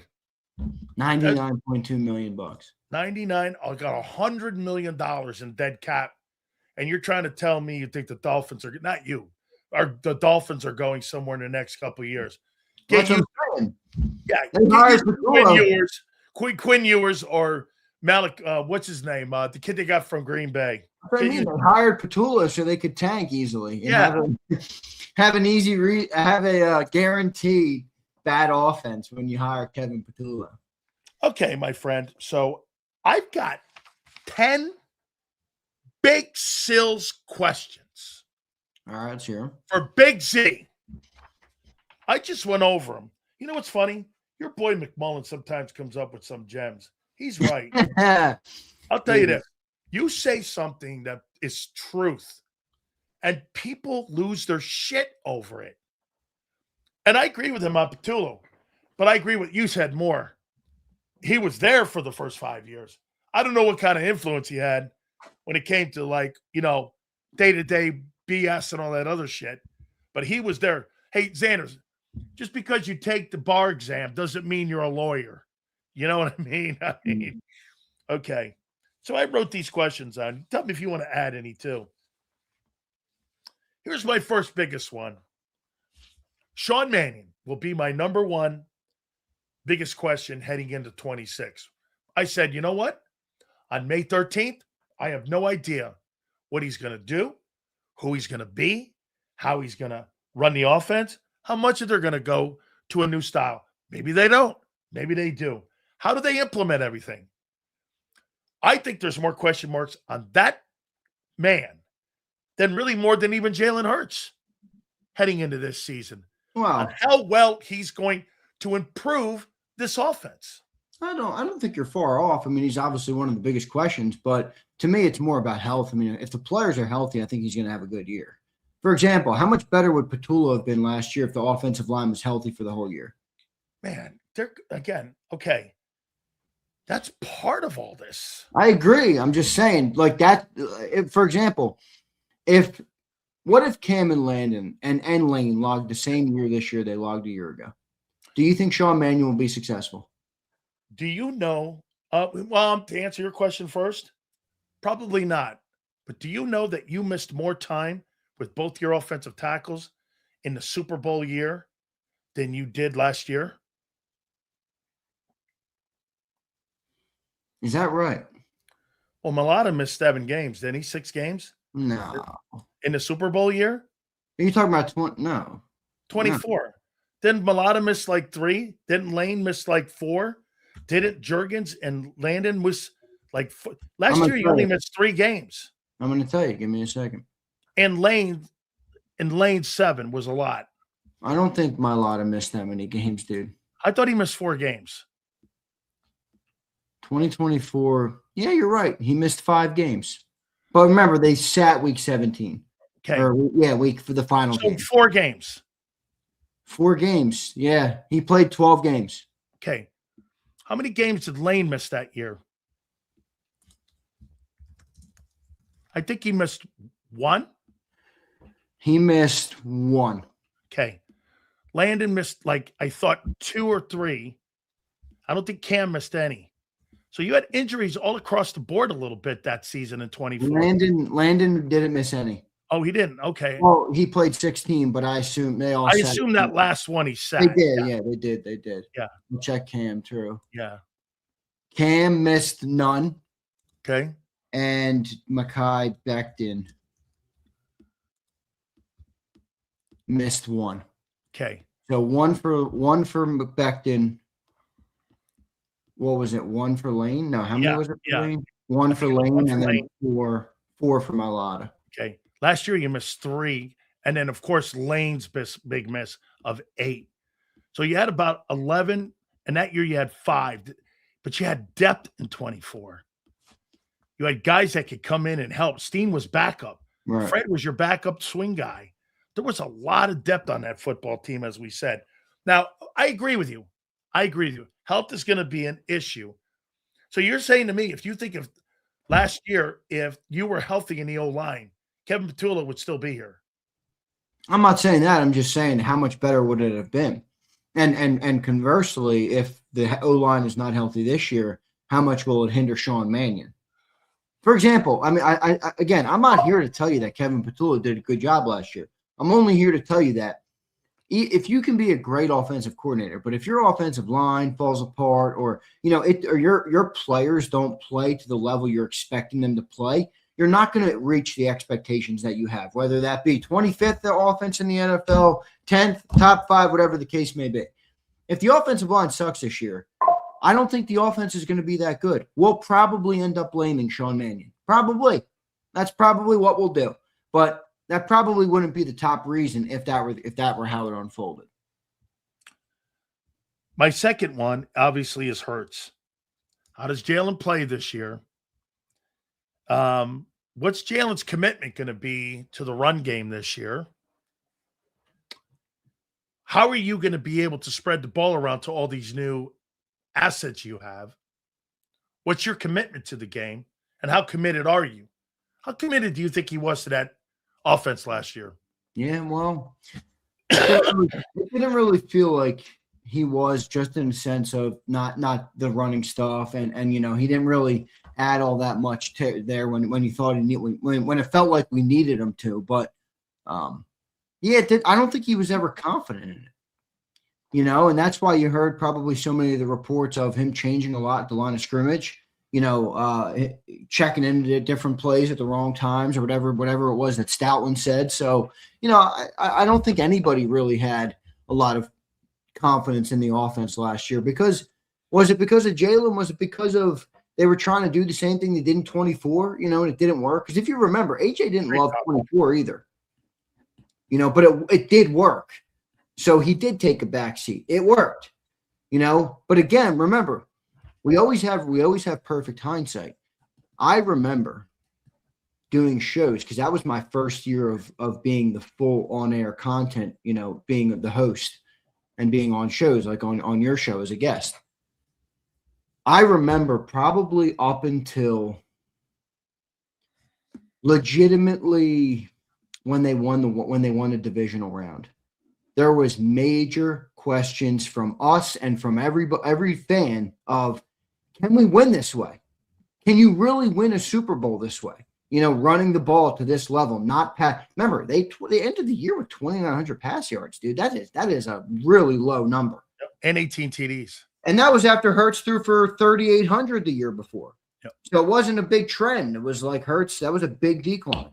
So, now we look back at it and they're like, oh, why would they not try that? But my point in saying that is, I think it was widely thought that it's going to be hard for the Eagles to win at the level they want to live playing that style. Now, they won in 24, but that margin is so small. Are you going to be able to do that again? It's one thing to win it one year that way. How much harder is it going to be to win it another time that way? So I think the offense just got real stale, and ultimately they did need to evolve. And so none of them really felt bought in. Do you think Jalen Hurts a year ago then hurt Kevin Petullo's chances of having a successful offense because of him not buying in and changing plays at the line of scrimmage? How much do you put that on Hurts not going along? And maybe that's one of the things this year when they say he's bought in to Mannion here is why they wanted that out there was maybe a year ago, Kevin Petullo and Nick were saying, let's run this. Right. And Jalen at times is saying, no, I'm going to run this. Yeah, how much was that? Well, I'll tell you what, that article kind of. Yeah, I'm not saying you're wrong. That. I'm thinking of my response. I don't really love that. I mean, I understand it, but it's like, anybody got a wife or a husband out there? It's like, well, when we fight, they want to leave or they don't want, it's like, dude, that's not part of the deal. Right. Yeah. When good times are good, when bad times are bad, doesn't matter. You still have to do what you have to do. So I don't love that. I don't know that that's true, but maybe, look, I think they all feel that the seats are a little hot, brother, and I think that at the end of the day, that's a great motivator of human beings. I think Nick feels it. I think Jalen feels it. I think Smitty I think they all feel it. And Mannion feels it too, and feels like he's supposed to be the guy that's the spark plug. So we'll say, I think it's more human, just nature, maybe at play here. Bro, I love living in that room. I love being in a room where, hey, it's championship or bust, or, you're in a hot room, you're in a hot fire situation, your anticipation is high. Your expectations are brutal. I love that room. I don't want to be in a room where I'm playing tomato cans. I tell my kid that all the time. She goes, oh, we got an easy opponent this week. I used to tell her, I go like this. Well, I fucking hate that. I want to play Alabama every week. No tomato cans? No, I hate tomato cans. Well, in the NFL, I want to play champions every week. In the NFL, you don't get many tomato cans. No. I don't like. My point is, when I played, we'd play Oklahoma, we'd play Auburn, we'd play Florida State, and then one week we'd play, South Carolina. And South Carolina back then wasn't very good. And I'm like, they're a fucking tomato can. I don't want to, they would pull me out of that game and because they didn't want to play us. I hated playing in those kind of games. I want to play against the best, dude. How the fuck am I going to know how good I am if I'm playing against M. Reyes Yeah. Hey. Got it, Emrys. Hey. All right, man. Here's another one. Dude, I think that conversation that you and I had yesterday, I think that is going to be a bigger focal point than you think. DeVonta, here's my number 3 one. DeVonta going to number 1. Dude, I think Jalen, the coordinator, and DeVonta, if I jam that guy at the line of scrimmage and these other dudes over here can't move the chains, and that O-line isn't what it is, that's going to be a stagnant O, dude. Yeah, I don't think you're wrong. I mean, it's a big jump for DeVonta, but look, I'm in wait and see mode. I'm not out on. I mean, I don't think it's not going to work. I just want to see what he does. I just want to see how he handles it, But I think you bring up a good point about it. I mean, isn't this kind of the story of the offseason, dude? Like, wait and see on the offensive line. Wait and see on Sean Mannion. Wait and see on DeVonta Smith. Wait and see on Saquon Barkley. Everybody. I mean, that's kind of where we are right now as a team. We came off such a high of the 24 year where we almost felt indestructible. I mean, if you remember, I came on the golden era of the Eagles is upon us, And now it's like, all right, do we suck? Do we believe what we saw last year? Was it just a down year? Was it a Super Bowl hangover? We also saw 23 where we collapsed and then went to the Super Bowl.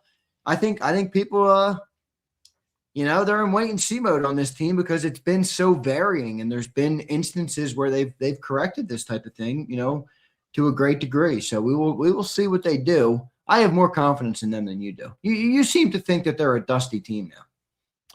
No, I just think they have so many question marks that there's just too many of them. Well, you have the Cowboys winning the East. I have the Cowboys winning the East, and I just don't know. You're pretty big, like. Okay. Well, when everybody says this to me, Seattle's going to take a step back because they got a new coordinator.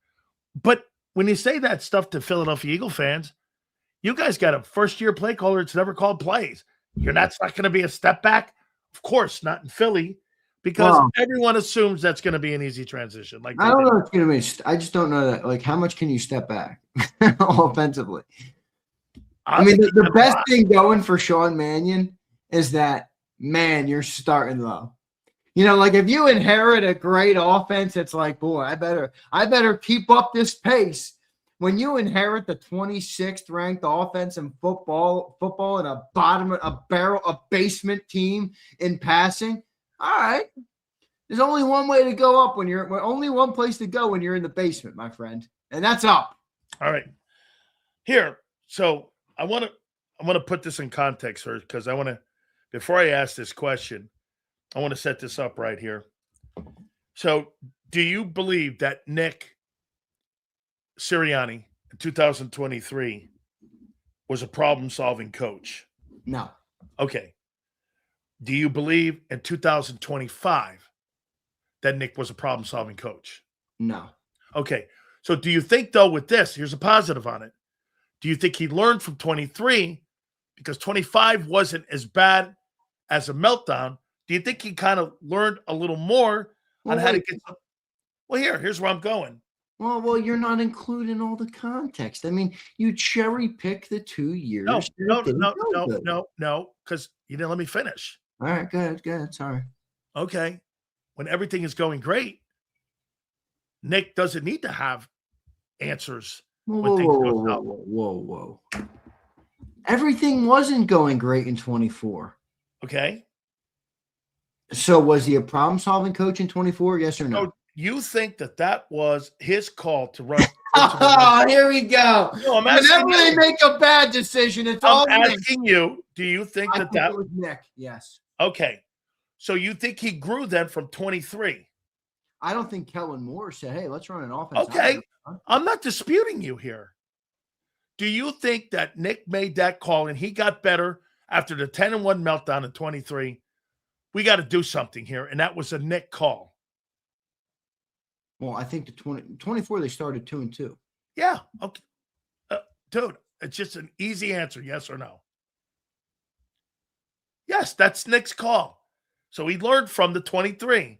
All right. Well. Okay. and 24 did he apply when things went south? I just love how you pull up 23 and 25 with no even acknowledgement. Wait, of 22 and 24 where he goes to the Super Bowl. He's not a problem-solving coach because everything was perfect. He's not a problem-solving coach. You want to hear something? In both 24 and 22, every single starter you had, even Nick Sirianni haters have every single starter you had that started the season in 22 and 24 played in the Super Bowl. Even Prince might see this as and he's a Sirianni hater. You are cherry picking. I'm cherry picking. I'm giving. Was he problem solving in 24? You think Nick Sirianni's a problem solving coach? Yes or no? He was in 24. Yes or no? Do you think? Do you think he's a problem solving coach? He was in 24. He wasn't in 25. Well enough. Hold on. Do you think that guy, when things go wrong, do you think he has answers for you for Verts? Well, what about all the other coaches who didn't win the Super Bowl last year? That would be 30 others. There we always one of the low-hanging ones. How about we go to Buffalo with Josh Allen? I didn't go there. I'm just saying, in general, it seems that in Philadelphia, you have a slant that anything that goes wrong is the doing of Nick Sirianni. Your owner just called out Buffalo like you would not expect coach. Your owner does too. Your owner does the same shit too with the head coach. Well, that's because the owner and Howie think that it's all them. And apparently, Big Bad Sileo, former player, now has Sileo used to call Howie the accountant. He used to say, "I'm not letting bookworms run my football team." Okay. Now he's got the bookworms as the whole credit for the Eagles' success. Okay. What was the success in Dallas? Jimmy Johnson, or was it was it Jerry Jones? Jimmy Johnson. Why hasn't Jerry Jones been able to do it again? Yeah, he doesn't have the coach. It was Jimmy's decision making. So it was the Seattle success? Was that Schneider? Yeah. All right. Well, I'm just saying, you're acknowledging that you personally shifted in the last, based on the way the NFL is trending, that the suits are more important than the coaches. No, guys like Howie and Schneider. Okay. I don't think Brandon Beane. You think Brandon Beane is a good fucking GM? No, I don't. Or Joe Schoen? No, I don't. I think that has. That still plays into the story, because if they're not good GMs, then maybe that's the reason the team lose, not the play. Completely. Look, I said this. If Tom Brady was in Cincinnati, you know what he'd be? He'd be Joe Burrow. You know why? Because that organization refuses to build and give the coach anything they need on defense. Organizations today, dude, it's a different NFL today. These front office guys have way more autonomy, man. These analytic guys are all over the place. All right. What, you don't think that's John Schneider? No, I just think we you don't think John Schneider, Jimmy Johnson, or Howie Roseman, guys who I just don't think Nick generally gets enough credit. I'm not even saying he's all perfect. I'm just saying, like, it's like dropping you in a boxing ring with Muhammad Ali and tying your right hand behind your back and saying, "All right, brother." And then when you can't beat him with your left, everyone's like, "You're a fucking idiot." It's like, "Yo, dude." Let me struggle to pass the ball. When they struggled to run last year, it was hard to correct. It's not Nick Sirianni's fault, though, that Jalen Hurts isn't a high volume passer. So when they couldn't run, he couldn't correct it. So when Kyle Shanahan lost Brock Purdy, and they went on and still won 12 ball games, and when that defense lost Warner? That's a different dude. Wait a second. That's Kyle Shanahan coaching that team up. That's the style of offense that they run, though. Kyle doesn't run the defense. Nobody went down in Philly. You're precisely glazing over my perfect point. They can lose a player and still play that off. The player who did not get hurt in Philadelphia, who never went down, was Jalen Hurts. He doesn't throw the ball at a high level consistently. That makes it significantly harder man. to overcome You running lost game to a obstacles. fucking far inferior football team I agree. because of better coaching and better decision makers with Robert Saleh and with Kyle Shanahan a year ago in that playoff game. They were better decision makers as a group, All right. and they had lesser talent. All right. You think you were as talented as that 49ers I'm team? just saying, everybody shits on Nick for not correcting. And I think it's harder to, like, everybody says that, like they would have this perfect fucking answer. Fair Oh, we're not running the ball anymore. Hey, I'm Mr. Joe Schmo, and I know it all. I know how to fix the Eagles offense. If the starting quarterback struggles to throw the ball, do you not agree in a surface and in a vacuum, it's harder to fix that issue if you cannot fall back on the obvious other thing to do when you can't run, and that's pass. Yeah. Yes. That's a part of it. That's all I'm saying. Do you think Nick's overcorrecting this year?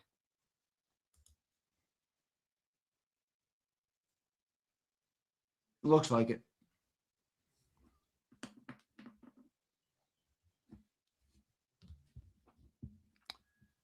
I think he is too. I think he's overcorrecting. I don't ever think that they should switch Hurts. I'm just saying it's a more limited brand of football. It always has been. Back to my point about 24, before they won the Super Bowl, everybody questioned the same thing. Is this a brand of football you can win with at the biggest stage? Can you be consistent with this? Can you beat the best teams with this? These are all questions that were common the whole year until they won the Super Bowl. Okay, well, now when some of those things, some of those reasons that people say it's a small margin come into play, it's like we act like, oh, he's got an unlimited chamber to go to pull from to fix the issues. Maybe he's not a problem-solving head coach. Okay, that's fine, but I'm just saying there might be a reason for that. You know, it's not like he's got unlimited options. Do you agree with this? A team like the Bills have more options when one thing goes wrong to try and make up for it in other areas. Because the quarterback has more options. Right. Even a team like the Ravens and Lamar Jackson, who I don't even think plays the game as well as Jalen Hurts does. But he's more versatile of a player. Agreed. More versatile of a player. So there's not a lot of versatility in Philly. That's right. So it's like, where does Nick go? For example, okay, it didn't work last year. Well, what's everybody's solution? Throw the ball 35 times? They switched the run game. They tried to get the run game going. They took it away from Jeff Stoutland. It got a little bit better. The offensive line was depleted, couldn't block the same. So the only other answer I see, okay, they tried to switch the run game. They tried to do, now they could have done a little bit more, but okay. The other answer is throw the ball 35 times a game. And if you guys believe that's the way to win, I don't think Nick believes that. And I don't know that Nick is wrong about that. I don't believe that either. Right. I think the more all I'm trying to illustrate here is that it's not as simple of a fix as everybody talks about it being. You have a unique player in Jalen. You have a unique offense in the way it runs. As you see, people hate playing in it. Wide receivers, namely, hate playing in it. That means when things hit the fan or when things get tougher, it's harder to come out from that. Okay, so here's another one of my questions for 26. So we agree then that there was the butting of the heads of Jeff and Nick, and that with Sean Mannion believes and Nick believes that Chris Cooper is going to be able to fix the ills of the offensive line with health, that he's going to be a better option in this new offense. Zander, he might be. I don't know. Well, you know, I think isn't that a question going in where you go like this? You move that guy out, and you believe that this guy here is going to give the Eagles a better chance to improve the offensive line play with health this coming 26 season. So I have a weird thought process on this when it comes to Jeff Stoutland. And I was thinking about this recently the other day. Do you think in a way it's a positive thing for Stoutland to be out of here? Not because you're going to replace him with a better O-line coach. That's not my point. But my point is, when you have an offensive line coach that has that much pedigree and had control of the run game, that creates a tough situation for somebody who's going to come in and be the offensive coordinator, who is technically supposed to be their superior, right? It's like a chart in a company. You have a CEO, and then you have a COO and a finance guy, and then you have marketing managers, and then you have regional managers. If your regional manager has so much power that when your marketing manager up here gets hired, they can't make the adjustments that they want, that's naturally going to be undermining what that person does. So I'm not saying Stoutland is negative intentionally. What I'm saying is how powerful he got in the offense with the role that he had maybe became tough for an offensive coordinator to You come think in. he inhibited maybe Nick a little bit on making changes, in-game changes? I think more offensive coordinators, but sure. Nick too. Yeah, Nick too. That could be. So my whole point you're afraid to make a change because you're going like this. Stoutland goes, we're really going to run that? And maybe, again, I wouldn't like that either if I was the head fucking football coach. I wouldn't want to hear a comment like that while I'm in game and I hear somebody go like this. We're going to really run that? It's almost like they fixed the bricks a little bit. Like they turned the bricks in the foundation to line up. Like an example is like just in my personal life. I've been an entrepreneur most of my life, but I was always a sole proprietor. Like I had LLCs in the past, but some of them failed. And then I had so many fails. I was paying all these LLCs. I'm like, whatever, I'm just going to be a sole prop. And then you build up as a sole prop. And then when you got to switch to the company, it's a little muddy.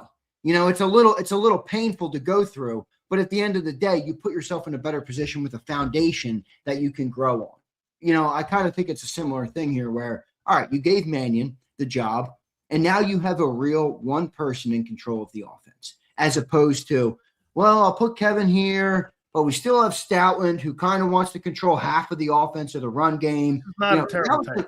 Now it's like you have the right power structure. Whether it works or not, I don't. That's up to Sean Mannion, and the players and Nick Sirianni. But I just thought about that, and I was like, it might be better. No, I don't you get what I'm saying? Are you following what I'm saying? Yeah. Because I'll tell you here to your point. Check this out. So when Jimmy Johnson got the first head coaching job down at the University of Miami, you know what the requirement was? He had to keep 4 of Howard Schnellenberger's coaches on staff. Let me tell you this, bro. Our first year was a fucking train wreck. We lost 5 ball games. After that, for the next 4 years, Jimmy lost 3 games. And I'll tell you, you know what? The Flutie pass, the comeback, we didn't have anybody in the booth to call a defensive play at the end. It's totally a thing that you have push. Dude, you don't want any pushback when you're doing something like this. You just don't. So it's a pretty good take here. I'll ask you this, though. You think Jalen Hurts has been a better quarterback or a worse quarterback since the loss of Jason Kelce? He lost when? After 23, he left? I'm talking about him not winning. I'm talking about, do you think he got worse or better? He's been less effective. Yeah, definitely. I think that's objectively true. I mean, he was an MVP candidate in 22. He was by the way, people forget this too, because 23 we collapsed. He was the leader on every betting market after week 12 when they were 10-1 for the MVP of the National Football League. Week 12. I'm not talking about week 4. I'm talking about week 12. You have 3 games, 4 games to play, 5 games to play. I mean, Jalen was really effective in 22 and 23. I mean, I know he had the turnovers, but the whole team stalled there. Yeah, I think he's worse now. Yeah, I mean, I wonder how much more the responsibility of protections and everything else has played into that, because didn't he play freer in 22, you think? Definitely. 100%. I mean, it looked more like he was like at Alabama when he was playing at 22, right? Yeah. Yeah, he's a playmaker all over the place. Also, do you factor in, like the contract stuff to that? A little. I'm saying, like, when you're playing. Well, you got people in your ear. Well, you're not proven yet. He was a second-round pick. You know what I mean? Like, you're willing to do whatever it takes to prove yourself, to get to that contract, to be the max guy, to be the franchise player. once you're proven, once you're on the magazine covers, once you got the MVP trophies, you know, hey, you don't feel like you have to show up and prove anything anywhere. You're the guy, you know. You roll in, you're the big man on campus. Zander, I think it's more my way than their way. Then it becomes, it's not that you don't want to show up and do like and look like that. I think it's more my way. Do you remember that article that came out in Sports Illustrated 2 years ago when Jalen made kind of the pseudo comments about all the dramatic changes that happens at the coordinator position his entire career? You remember there was a column that came out in SI, and he actually even complained about it. I think you get to a point when you have that kind of money and you're hanging out in Jordan's boat and you're doing all that stuff, and all of a sudden you bring a guy in and he starts talking shit where like you're like this and you're listening to a guy and you're like, yeah, well, I don't think that's going to work. I'm going to go by what my feeling is more than by what that guy's feeling is because you've not done shit. Bro, I'm 50 and 18 the last 4 years. You're a nobody. I'm going to take you for the ride. And I think they had a battle last year at that. I think Nick hiring his buddy clouded the judgment of what that and where that offense could have went and what that offense could have did. And I think Zander, he may have resented that because he was, you know, I always have wondered, and I wonder if you have, I wonder what Brian Johnson would look like today if he was still here on how he would evolved as an offensive coordinator if they had kept him here. I think they should have kept him here. I've been saying that for years. If you want to develop a quarterback, don't you develop the coordinator with him? Yeah, and there was no bigger scapegoat in the last 5 years, in my opinion, in Philadelphia than him. No bigger scapegoat. That guy overperformed completely. If I told you you're going to be a first-time offensive coordinator in the National Football League, and you had the 8th overall offense, your team went to the playoffs. I think they won how many games? 11 games that year, 12 games? 11. They won 11. Stretch. And your defense was 31st in the NFL. You'd be like, well, what offense must have been pretty good if we won 11 defense ball games. Was the worst. Offense must have been pretty good if we won 11 ball games. And they fired that guy and acted like it was like Brian Johnson committed a crime on the Eagles 23 season. I mean, that was a load of shit on that guy. And look, he's still recovering from it. Yeah. He still has not got back to being an offensive coordinator. That's right. I don't know where he is right now. I think he's a Washington Commanders quarterback coach. Is that right? Is he like the Commanders still? Is he still the Commanders quarterback coach? I'm gonna find that out for you. I thought that he was in Washington. No, he's an offensive assistant for the LA Rams. Huh. He's working for McVay now. That's good news for him. That's really great news. Yeah, for him. that means he'll be back on the track to getting a. That's right. He'll get elevated again.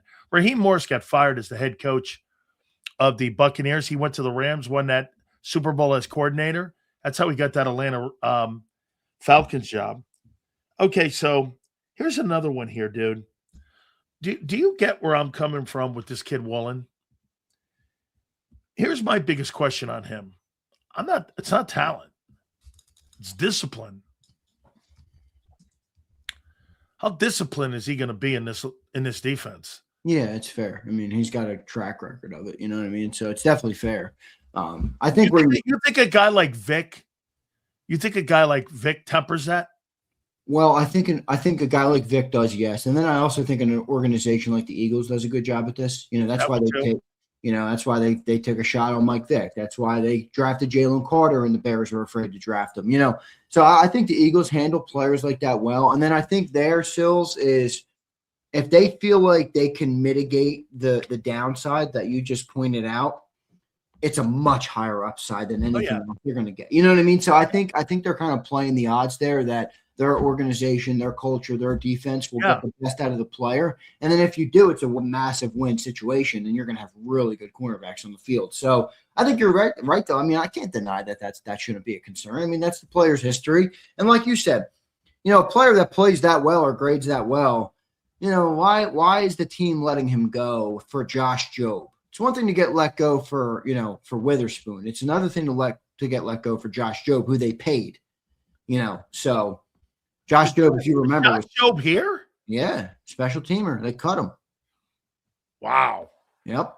That's got to be one of the only guys I've seen that they just let go, that they misevaluated. Most of the guys that have gone, they didn't want to let Milton go. They didn't want to let Josh go. You know what I mean? That was their money issues. They just cut that guy, right? Right? They just cut that guy. Yeah. Wow.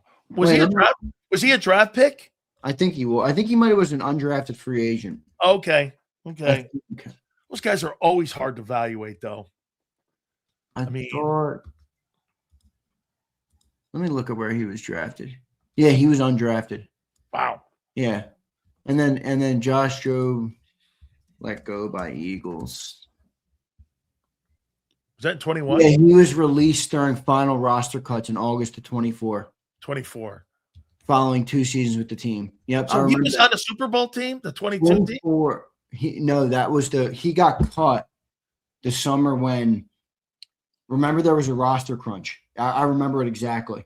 We had Ricks, Slay. Yep. Yeah, and then remember they had Eli Ricks, I think, got the interception in the preseason game.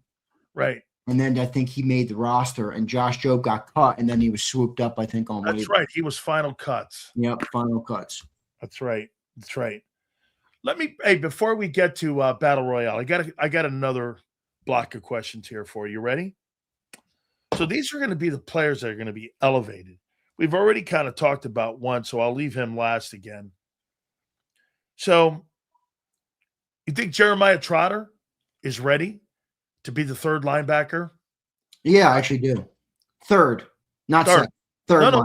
He's being elevated up to being, now that N'Kobe's there, someone's got to step up. It's like the Oren Burks role, right? Yeah. I mean, if somebody goes down, you got to come in. I think he's going to be a good Mike.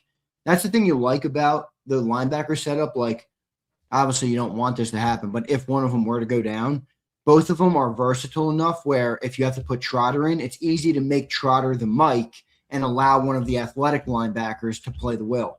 You know, that's a nice thing to have for this team instead of, like when N'Kobe was in, for example. If N'Kobe went down, you would need a Mike. Now that would still work with Trotter, but if Bond went down, you weren't going to put N'Kobe and Trotter on the field. So they got a lot more versatility, which is good there. But I think he's ready to be a 3. I think he should. Remember, he showed some pretty good things early last year. Yeah, I mean, it wasn't a lot. No, he improved more than I thought he was going to. Yeah, he looked like a player. He looked like an NFL player. Yeah. You think there's going to be more elevated reps for Tank Bigsby this year? Maybe. I mean, I would like to think so, but I also understand the business that comes with paying a running back $21 million and knowing that you want to, basically get the most out of him. And here's the other part of it: how many snaps? Like people like to say, we'll get Tank Bigsby 10. And I agree sometimes. I mean, I fought with John about this before, but he's like, how many snaps are you willing for Saquon Barkley to be on the bench so that you can play Tank Bigsby? Because that's what you're doing. You're taking Saquon off the field so that you can get Tank touches. 1 or 2 here and there makes sense. 10 to 15 is game plan guy. Okay. Here's where I might disagree with that. Okay, so you won 17 ball games last year. And again, I get it. There's also the environment of the O-line health. I understand that. How many games are you going to be willing to go watching that guy behind the line of scrimmage getting tackled? How much in a sense of urgency are you going to have this year where you didn't have it a year ago? Dude, he was 31st in yards per carry. Okay. I mean, how long are you going to go this year? Are you going to go again? Another 17 games? Or are you going to start pivoting and go like this? Dude, we got to do something on creating more opportunities at running the ball. Are you just going to do what you did a year ago, is turn around and hand the ball to him? You have a sense of urgency, right? Because if that running game and that O-line doesn't get going, I don't give a shit if you got Joe Montana back there. That's not going to matter. That's true. How much urgency do you have? Are you going to go 7-8 games? If Barkley's not getting going? I think it's got to be shorter than that if it's really ugly. Me too. I mean, if you're down at under 4 yards Bro, a I'm carry. going Liars Month, and after that, if that guy's not moving the sticks, That's what I was going to say. pivoting. 4 to 6 weeks. But I struggle with this one because I'm not going to sit here and tell you Saquon was perfect last year or was the same player. He obviously wasn't, but I really didn't think last year it was all Saquon for the reason that the running were so low. I mean, you saw the offensive line struggling in the run game. They just really never got anything going. They played behind the line of scrimmage a lot. Defenses knew what they were going to do. It was a stale offense. I mean, how much harder? By the way, just a general question: how much harder is it for a running back to consistently be great when your passing game sucks? Right? I mean, the defenses focus on you. So I didn't really look at last year like, oh, Saquon really lost a step. So I'm a little slanted on this, just in that if they get things going, I think Saquon will be fine. But yeah, they got to keep an eye on it. I mean, he's what, a 29-year-old running back? Yeah, track record's not too great on that. Yeah, because 29-year-old guys that are exceptional are Adrian Peterson, and Derrick Henry, guys like that. Those, I mean, he's not how that old guy. Derrick Henry? 32. You want to hear something? 32. Derrick Henry is 31 years old a year ago, and I think he had 1,600 yards a year ago. 1,600 yards and like 16 touchdowns. He turned 32 in January. Bro, Derrick Henry, was he that good at Alabama? Yes. Yeah. 100%. You think he was better than Ingram? You think he was better than Ingram? At Alabama, I mean, I'd have to go back and watch Mark a little bit more at Alabama. I mean, Derrick was like was like right around my time. Ingram won the Heisman. Yeah, I know that. I mean, so that's pretty big. But no, they had a shit ton of backs. They had like, dude, Alvin Kamara was there. They had Alvin Kamara. Alvin Kamara had a transfer. He couldn't get on the field. He got to Tennessee. Yeah, Derrick Henry, college running back room. I'm pretty sure he had like. I think he had TJ Kenyon Drake, Alvin Kamara. I remember Bo Scarborough couldn't get on the field because of him. There was a bunch of dudes. So yeah, I mean, look, Derrick had a great career. He was crazy good at it. He won the Heisman too, obviously. I mean, yeah, I get it. Yeah, both of them won the Heisman. Yeah.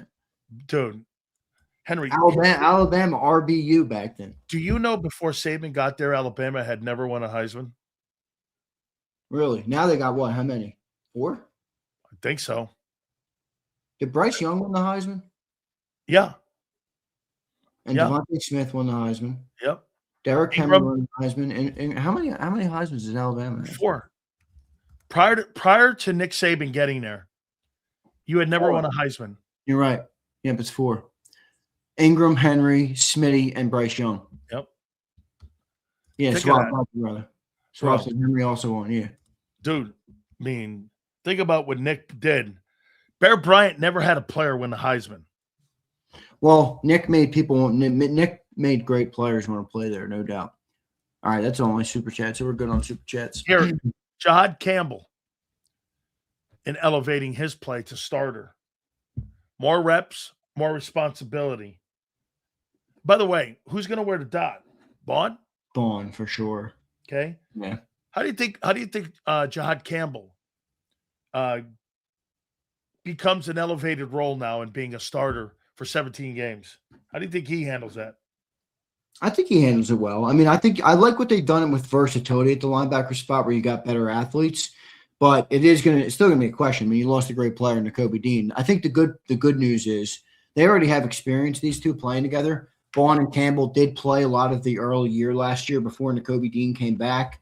Now you have a chance for Jahad Campbell to go out and really take the role. So I feel all right about Jahad Campbell. I mean, he's a great athlete. I think he's got all the tools you need to be great, and he's got Vic Fangio coaching him. I mean, they made Nakobe Dean great as a third-round player. Jahad Campbell. I love Nakobe Dean, but Jahad Campbell has more talent in his body than Nakobe Dean does. I mean, he's more physically gifted. He's more of a gifted athlete. So you get Vic Fangio next to Vaughn with that D line in front of him. I think he's going to have a good year. And the final one, we've been talking about it.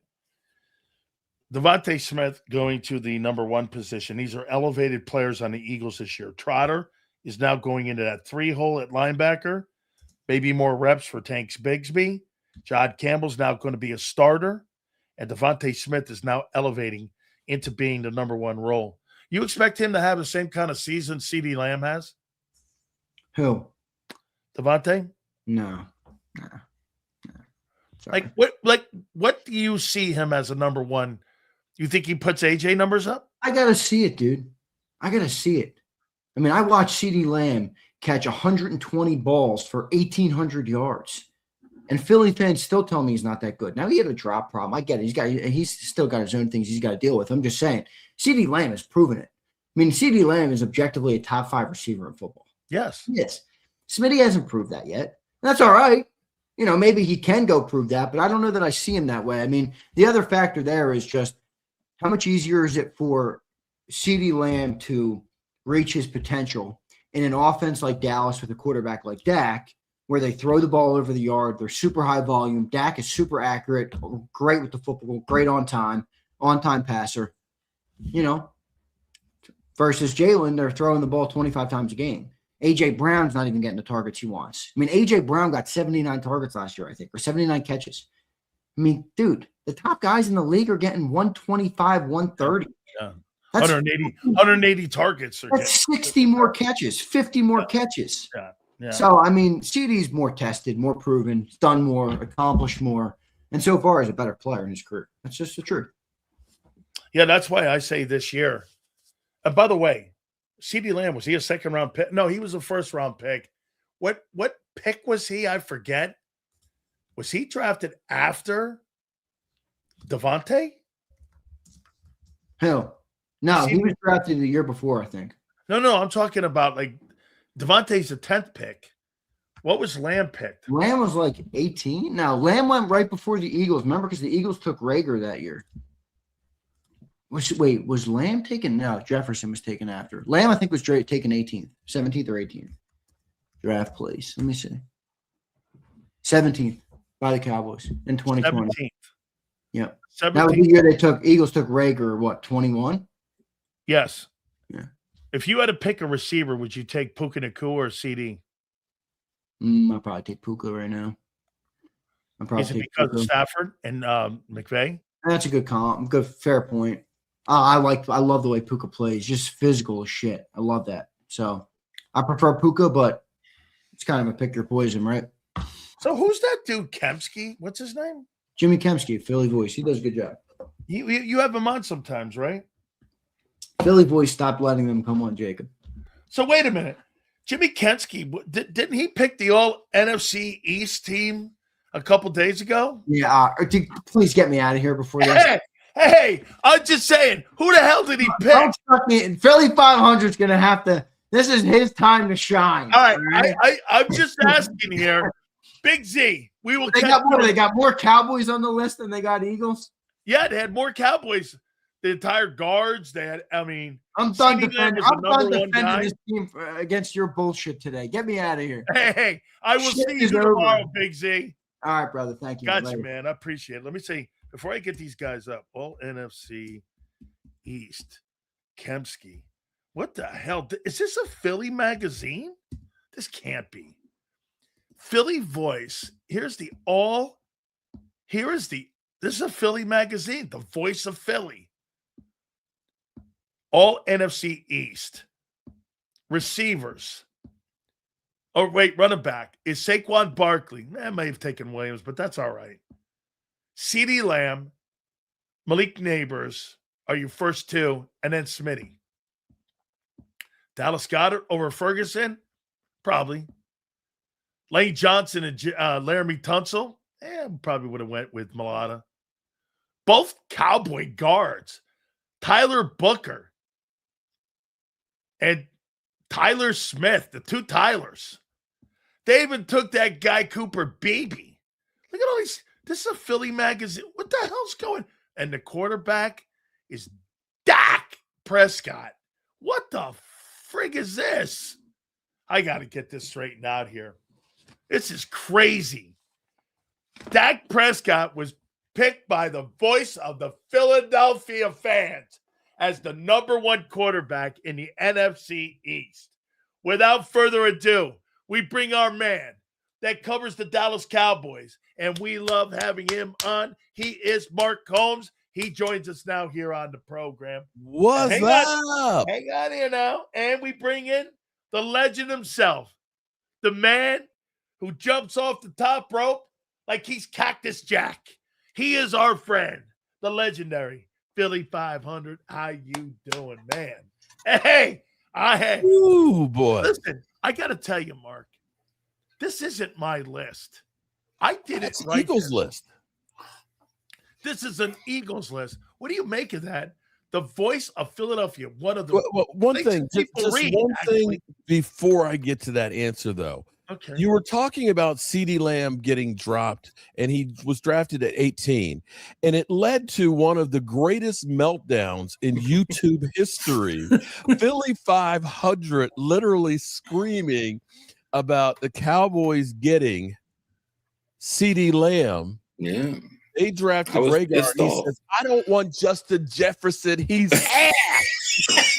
I don't want Justin Jefferson. He's ass. Well, wait, both guys are good. He wasn't wrong that CD. He wasn't wrong. I wanted CD, but it wasn't that I didn't like Jefferson. It was I was pissed off because the Eagles didn't make the move, and then it just led to that frustration. That's all. That's all it was. Oh Lord, Mark, that was what great. do you make about that publication having Dak as the number one quarterback in Philadelphia in the NFC East? What do you make of that? Well, your guy right there just made it before I got on here. Zander sitting there talking, well, because Dak Prescott, that's why his receivers look so good and everything else. Your guys are saying it there. How many times have you said you take Dak over that? It's not like a surprise. Now, we're talking about playoffs, of course, which is where Philly's going to beat me over the head, that when it comes to playoffs, the Dallas Cowboys just suck. Well, that's right. This is a Mark question. It's not a my question. The Mark question. How can you have all these top guys and your team stinks year after year after year? Don't perform in the That's playoffs. The question. We just don't perform in the playoffs. Retort. That's a great retort. They put all these Cowboys on. I agree. And you know what? The results They are set us up there. And so, to his point, that's a great retort. I mean, here's the problem. Part of the Cowboys' problem is because they are America's team, because they're always talked about. You got everybody out here now already saying, here they're NFC Championship ready and things. They're a Super Bowl contender. We haven't gotten to practice number one with a rookie defensive coordinator. We've just, we're still pulling in people. Jalen Thompson was just signed a couple of days ago. We don't know how all these pieces are going to fit together, and we're assuming that the Cowboys offense is going to be as prolific as it was last year. But look at the difference of the Eagles offense from Super Bowl to the following year with no changes. And Dak's an on-off kind of guy. His last few years have been good, bad, good, bad, good, bad. But that's good, injury bad. related, So, though. I would I think the injury some of it's high interception related too. But I would also say this about Dak versus the Eagles here. I would say this: there's no question. Two things can be true, right? Philly's point about Dak Prescott in the playoffs, but dude, anytime Dak plays against Philly, he's pretty successful against the team. He has a great. And the number one thing you have to do is you have to beat teams in your division first. Yeah, except for he had such a great record against his division, yet he wasn't the team that could win the division 2 times in a row. It was the Eagles who did it last year, breaking the streak. If he's so great, then what the hell's going on? The guy has wasted a golden opportunity of owning the division and did nothing with it. Nothing. All I'm saying is that he plays exceptionally well against Philly, and he has. I mean, great. That's not a debate. That's really not a debate. Even last year, he played well against them. Okay, and where's the guy that dropped that pass? We would have swept you. Two things can be true, dude. I mean, I'm not saying. I mean, you're what you like to do, Philly, is this: the guy in the postseason, he's a bum in the postseason. You're not wrong. Okay, but anytime he plays against Philadelphia, he don't have a problem against you guys. He does great in division games for the most part. Yeah, I mean he's 10-5 against Philly. Great. Let's build him a trophy. Let's build a statue for him. Let's get a giant statue with a Cowboys hat on. Oh, I don't know what to say. Yeah, okay, plays great the division, but does nothing with it. It's like, Well, every time it's like being a car dealer, having a guy test drive a car and then leave. Every time that's what it's like. Every time you guys see the Cowboys with Dak Prescott shows up. 10-5. Not every time. I wish we play you in the playoffs. That's what would be my wish. Mark, you don't want that. Mark, that's right. But two things are true here. Dak, again, you know where Dak, you know what Dak's problem is? You know what Dak's problem is? They need to do exactly what they did to Elway. And it took John Elway 14 years to win a Super Bowl. 14 years. You know what they need to do? Totally they need to get a running back in there to carry the mail and have him be a little bit. Totally different. How's that totally different? How's that different? Because Elway lost 4 Super Bowls. Your boys Elway lost what? 4 Super Bowls. He went to 4 Super Bowls without a running game. Dak Prescott hasn't advanced to the playoffs. He didn't say he was John Elway. I didn't say that. I said for them to win it. But Jalen Hurts to win it. You had a 2,000-yard Dak. How's that different than John Elway? You know what? It's not on the same level. I'm not. Here's something that completely Dak Prescott in this Jalen Hurts conversation is always a funny one for me because I look at it like this. I've never in my life, and I said this on my Sports Grid show too. Can you imagine asking Dak to play like Jalen Hurts? Oh, shit. That's what they're asking Hurts to do is play like Dak. I mean, no, because Dak's got to consistently play from behind. You want to talk about his numbers? Well, when you get crushed every week, you're going to have to throw 400 times he's a year. Playing well on defense? Yeah, but wait a minute. Philly, hang on. Your first 2 draft picks were targets. First round, second round. You made a trade for a $14 million guy in Green Bay. Mm-hmm. You're now hiring a Sean McVay offensive coordinator. Let's just say this. They're not going to change 50% to look like a West Coast offense. They're doing something here with, again, hiring of the coordinators and coaches that you brought in. And on top of that, your personnel decisions that you're making now. They're changing something. Do you not agree? Yeah, I think they are changing something. And I think it's much needed changes. But the idea that, and this is where I take you're going with this, is that why are you going to go spend money on these receivers and these weapons when you got a quarterback that doesn't throw a lot? And I don't think you can build a team where you go cheap at wide receiver and you say you have a quarterback who needs help throwing the ball. Well, if he needs help throwing the ball, you get the biggest weapons, best weapons you can. And any team in this league that doesn't have a well-rounded offense on some level isn't going anywhere. So to me, they're doing exactly what they have to do. You have to go out and get these players because otherwise you're too one-dimensional.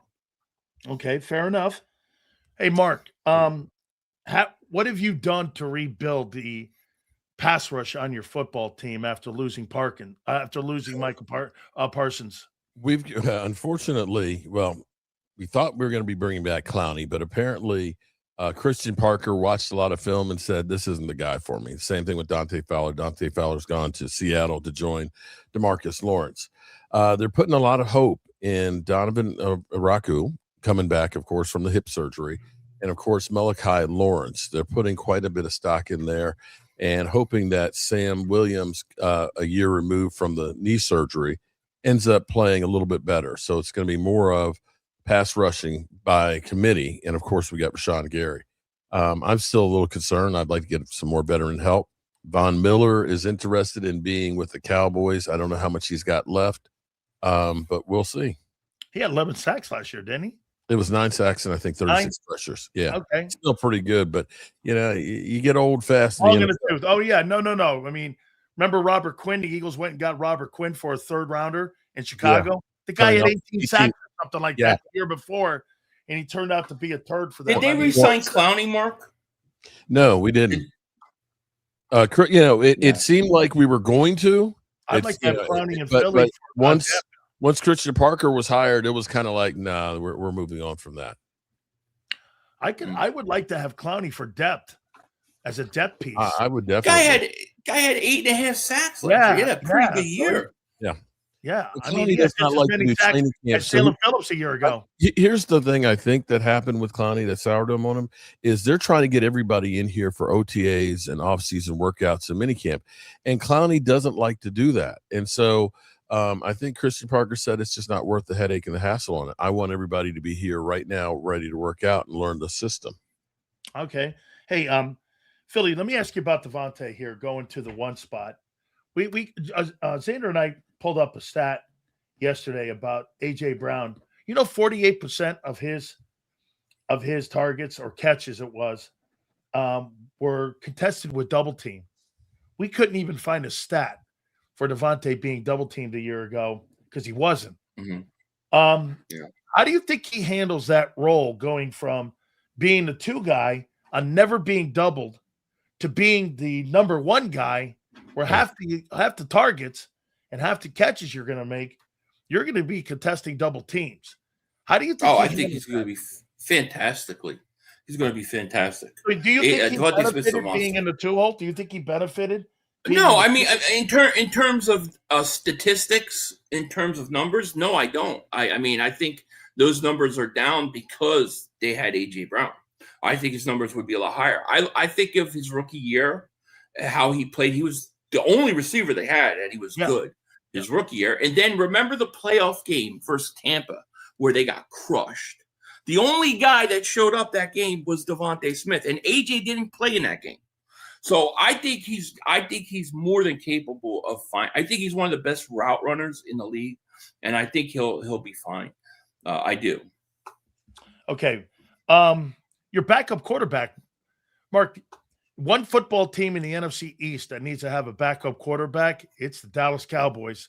Because when that guy gets banged up, and he's getting older now, Dak, let me tell you something, man. Every time you guys get a backup quarterback, look what happened in San Francisco. They were able to weather it, still win 12 football games, kept themselves in it, made the playoffs. You don't really have that solidified position. You want to hear another stat? 60% of the backup quarterbacks in the NFL saw playing time last year, and significant playing time. If you don't have that guy in the room that can win you a couple ball games, you're flirting with danger. What do you think? You think you have that solidified? I'm going to say we got Sam Howell. I'm not going to say he's a great quarterback. I mean, he was 21 TDs, 21 interceptions with Washington his second year, 3,900 yards. He's experienced. He's got more experience than Cooper Rush had. Not the worst spot to be, but we have to really. I want to know if Mark really thinks about how. I like the Eagles quarterback. What do I really think about now? You want to know what he really thinks about how we have to go check out the tape of what Mark said when the Eagles got him. When the Eagles had him. Let's go see what Mark's. I don't remember what he said. Okay. Guys that play with the Eagles stink, and then all of a sudden they get to Dallas. They're not so bad, right, Mark? Hey, he's Christian Parker. Who the hell is that? I'm going to build a let me make a shirt. The guy hasn't coached one play. I'm going to make a shirt. Oh, wait a minute. I know you're not talking. You just finished the live stream where you've already said you've won the A.J. Brown trade. He hasn't even been traded yet. Either way. No matter that's right. Won it. No matter what happens, you understand we win. The thought of We've won. We won. How have you won it? Because no matter what, the Eagles are going to get what they want. And if they don't trade him, guess what? He stays. And if he stays, they're better. You can't lose. They can't lose. Now you got teams like Kansas City want to get involved. The Rams are circling back at it. Guess what? This is going to end up being a bidding war. And then you got the Patriots. Well, the Patriots, dude, they're going to have a tough season. They got to play teams over 500, and this Rabel thing ain't going anywhere.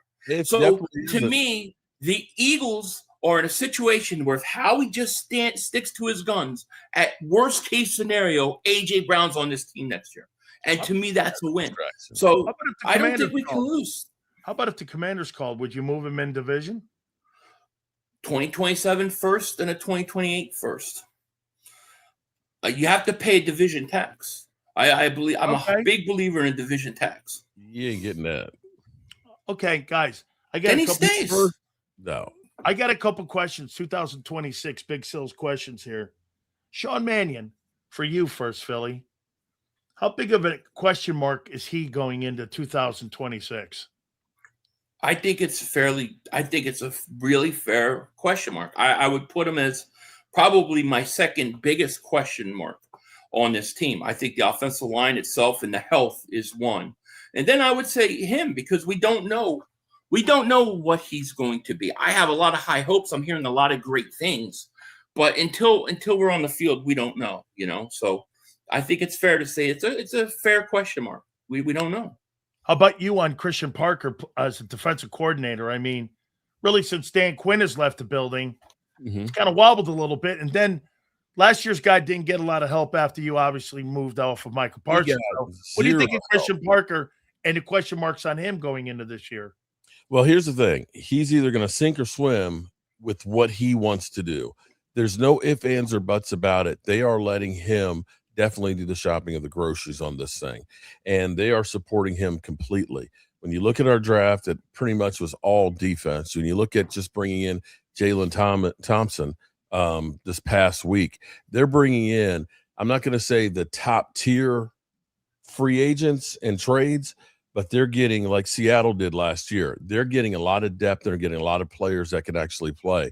And he's got a vision, and they're buying into it. So it's going to be, he's not having anybody look over his shoulder. You're the guy. You are the captain running this ship right now.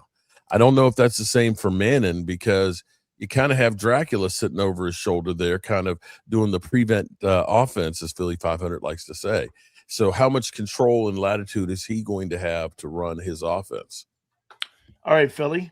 My number 2 is the quarterback. We're going to go to the quarterbacks here now. Jalen Hurts. Okay, the Jalen Hurts with this new offense, this new coordinator, this new approach, and these new weapons. Like on May 13th, I'm with you. I don't know. I have no idea. This is a kind of, I don't know how deep they're going to go into the approach. A lot of things were said about the quarterback a year ago, maybe not buying in to Kevin Patullo. By the way, Kevin Patullo taking victory laps about. Did you see that? There's no doubt that was the leaker. That was the rat all along. Yeah. There's no doubt in my mind after I heard that. Yeah. Rat. So what do you make it a quarter? I mean, how do you think he does this year? Again, with a new coordinator. Everyone tells me that the Seahawks are going to take a step back because they lost Clint Kubiak. Well, I mean, I don't think so. Okay, here. Okay. How do you think this is going to look with all these new moving parts?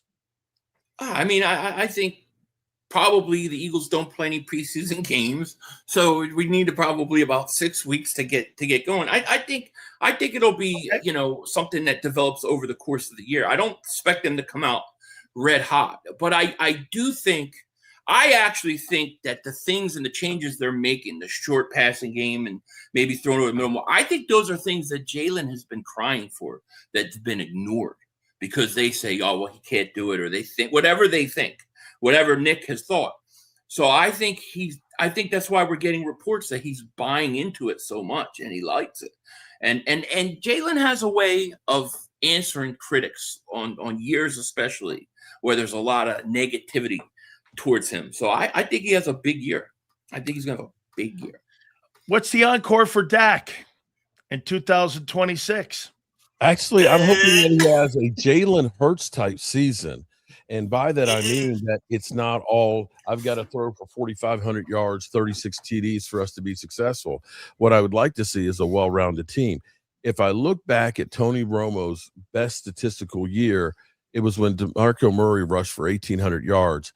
He only threw for about 3,500, but he had 35 TDs and only like 9 interceptions because you had to worry about stopping the run. He wasn't put all on him, and their defense took the ball away, and they were second in taking the football away. So that's what I'm actually hoping. We've got truth. Dak, he would rather Dak be like Jalen Hurts. You heard I that said here. have a Jalen Hurts like I season. rather like Jalen Hurts like season. Thank you. Well, I tell you what, I've been saying. would you rather He just blew you up, Sills. Time for a divorce. Okay. Divorce this guy. Do you Divorce him. Okay, He just threw you under the bus, Sills. My response. Yeah, that's to what that, I thought, Mark. How That's what I successful thought. do you White think? rerun. Yeah. How successful do you think you would be if you required Jalen Hurts to throw about 450, 500 times in a season? They'd be 5 I don't wins. think many teams. I don't think many quarterbacks. Maybe Right. Josh Allen and Patrick Mahomes. No, That's right. about right. Josh Allen's not That's winning right. Super You'd be the Bowls Bengals. with that either. That's right. So when we You talk beat the about all Bengals. these, he threw 4,000 yards, got all these stats. To me, it doesn't do anything for me because Dak's not playing. Yeah. He's on the couch next to What that Mark says is you every don't year. have Wait a the minute. balanced But when Philly says that and he goes, I don't care about all these stats and all these He passing just cares stats. about winning. I agree. Okay, wait a minute, Mark. Well, then why are you making all these cosmetic facelift changes? I mean, Because did you watch you're the offense over the? Have you watched the offense last year? Okay, I mean, what do you mean? Okay, I'll tell you exactly. Last 5 years, you're 50-18 with the same shitty style of play. You I went don't to think two it's Super Bowls, and all of a sudden, No. now you want to do something completely different from that. No, I don't think it's going to change to that level. I don't think that's what we're seeing. I think it's a I do failure. not think they are going like complete West Coast offense or anything. So wait a minute. I think it's going to be very simple. There's going to be a lot of things that they've done and Jalen has done well. I think what you're going to see is the coaches that can put receivers in positions to be open, and they're going to let the quarterback utilize the field, and hopefully this stupid Nick Sirianni prevent offense will stay the hell away from everything. And if he does, I think we'll be fine. I don't think it's changing as much. Have you seen Saquon Barkley, by the way? He looks like 20 pounds lighter. I thought he was a little heavy last year, and I think he's setting up for another big year. Okay. All right. And let me say, I got one thing Mark said earlier that bothers me. He said Only one America's team. Yeah, well, one really bad thing. He said America's team. The Eagles are America's team. I mean, Dallas, nobody even if they're going to send somebody to Europe, they send the Eagles. They're going to send you to Brazil, they send the Eagles. Dallas hasn't played, international games since 2014. Playing the Sunday night. Eagles have played 3. They promote us. They promote the NFL with the Eagles, not the stinking Cowboys. Bro, the Who's Cowboys, American team? My the ass. Cowboys are going to And have so when the Thanksgiving game record gets broken, it's you better eat Thanksgiving on Wednesday, Mark.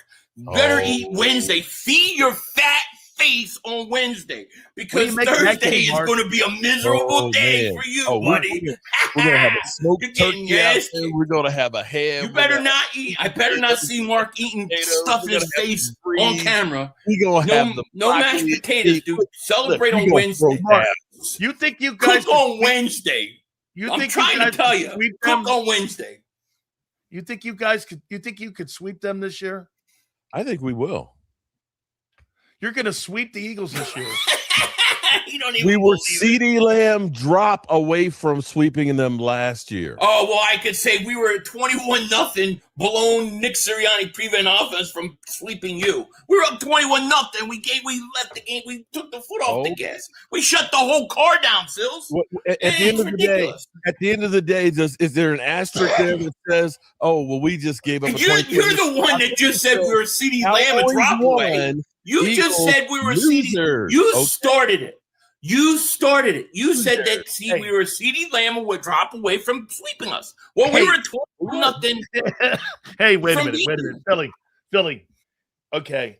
Why do you tell me this? Why is it that a coach with that kind of resume in Nick Sirianni, why is he looked at as not being one of the better coaches in the National Football League? There was just, by the way, Fox came out. He's number 2 on the hot seat going into 2026. Because they're too talented to have, in recent years, this is a team that's gone to 2 Super Bowls in 4 years.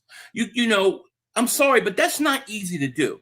2 Super Bowls in 4 years, you win one, but in between you have a historic collapse, and you had a collapse. Last year was a collapse too. For the first 8 weeks, we were the number 1 seed, and then we blew it. And I think that the perception is that here's a guy that his off can't call plays, and his team wins in spite of him. And I think that's how people see it. That's kind of how I see it. You know what it is? Your GM is what Jerry Jones thinks he is. People look at him and he ended up, I mean, let's be real. Howie Roseman is getting the talent. And as Jerry Jones said, with the talent I put on the field, any number of 500 coaches could win it all.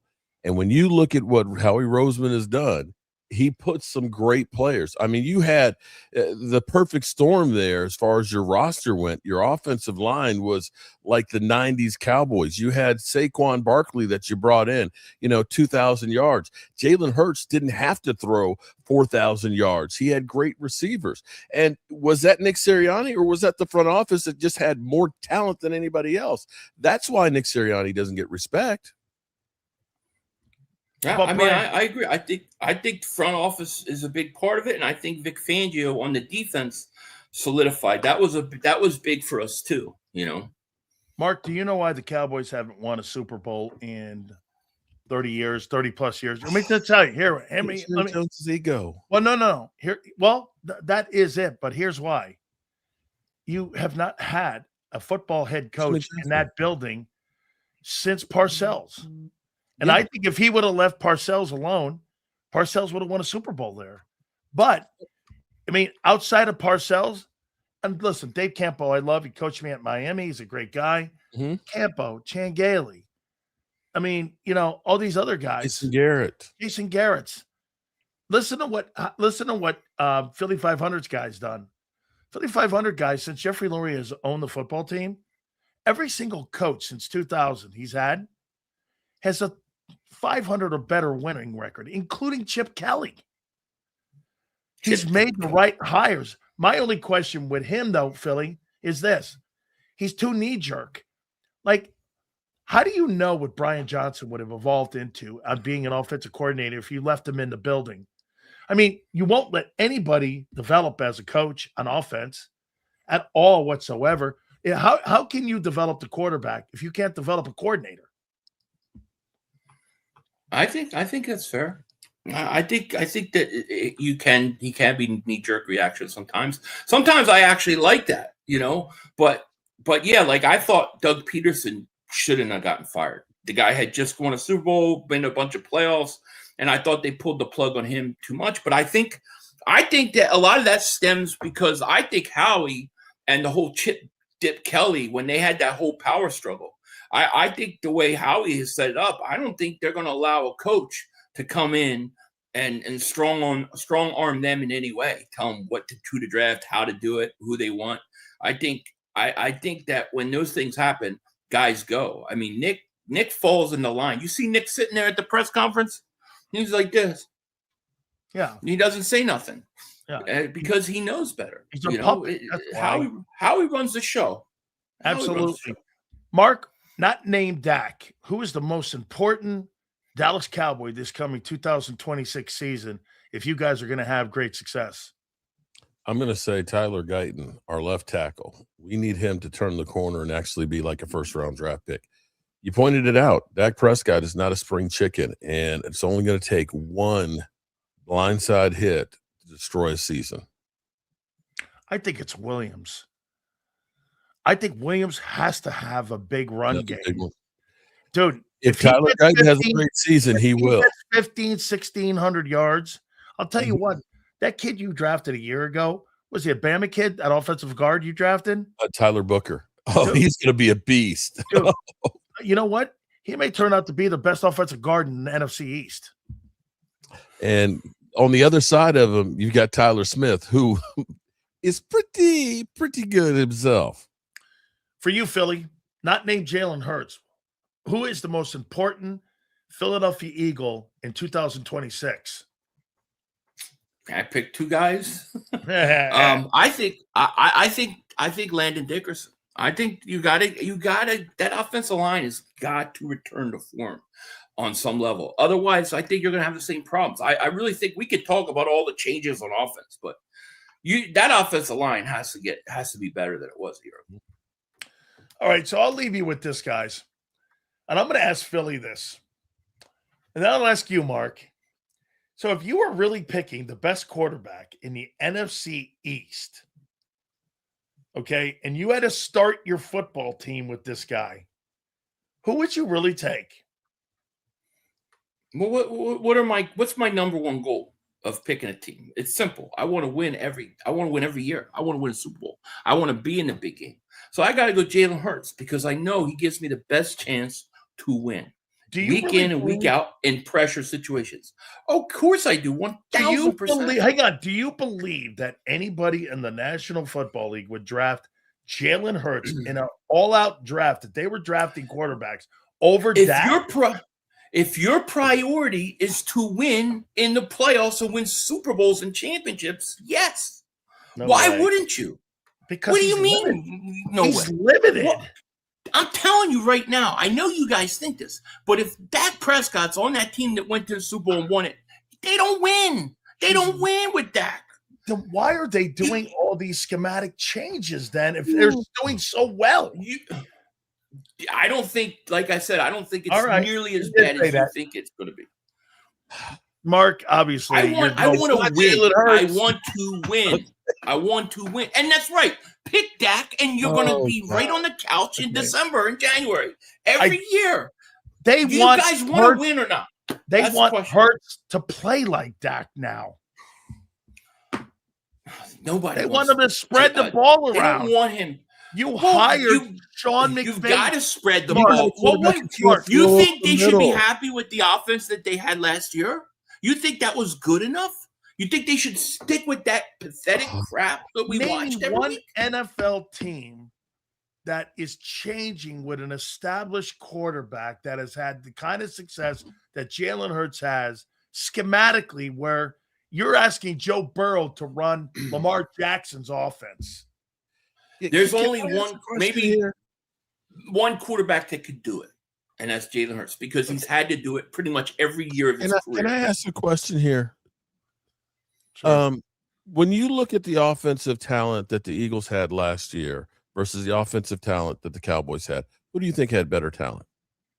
The Eagles. The Eagles should have been on paper. The Cowboys had what rated offense versus you had a better coordinator. Yeah, but your rankings offensively, your guy had better talent. I'm just saying, but your rankings are skewed because you were giving up so many points and had no choice but to go out there and throw the ball and put up numbers. Because look, Mark, you were getting 30 points. Teams were scoring 30 plus points every week on you. You had no choice but to go out and try to score. We didn't have to do that.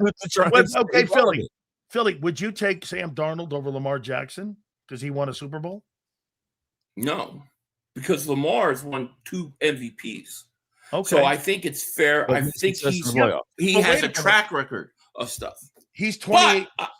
He's 28-6 in the last 2 years, and he's 4-1 in the playoffs now in the last 2 years. Yeah.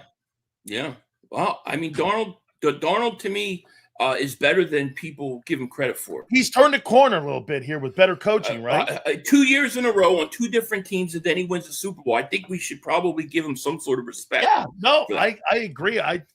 Listen, I think once he's gotten better coaching, and I'll tell you this, Mark, I mean, Kyle Shanahan or Brian Schottenheimer,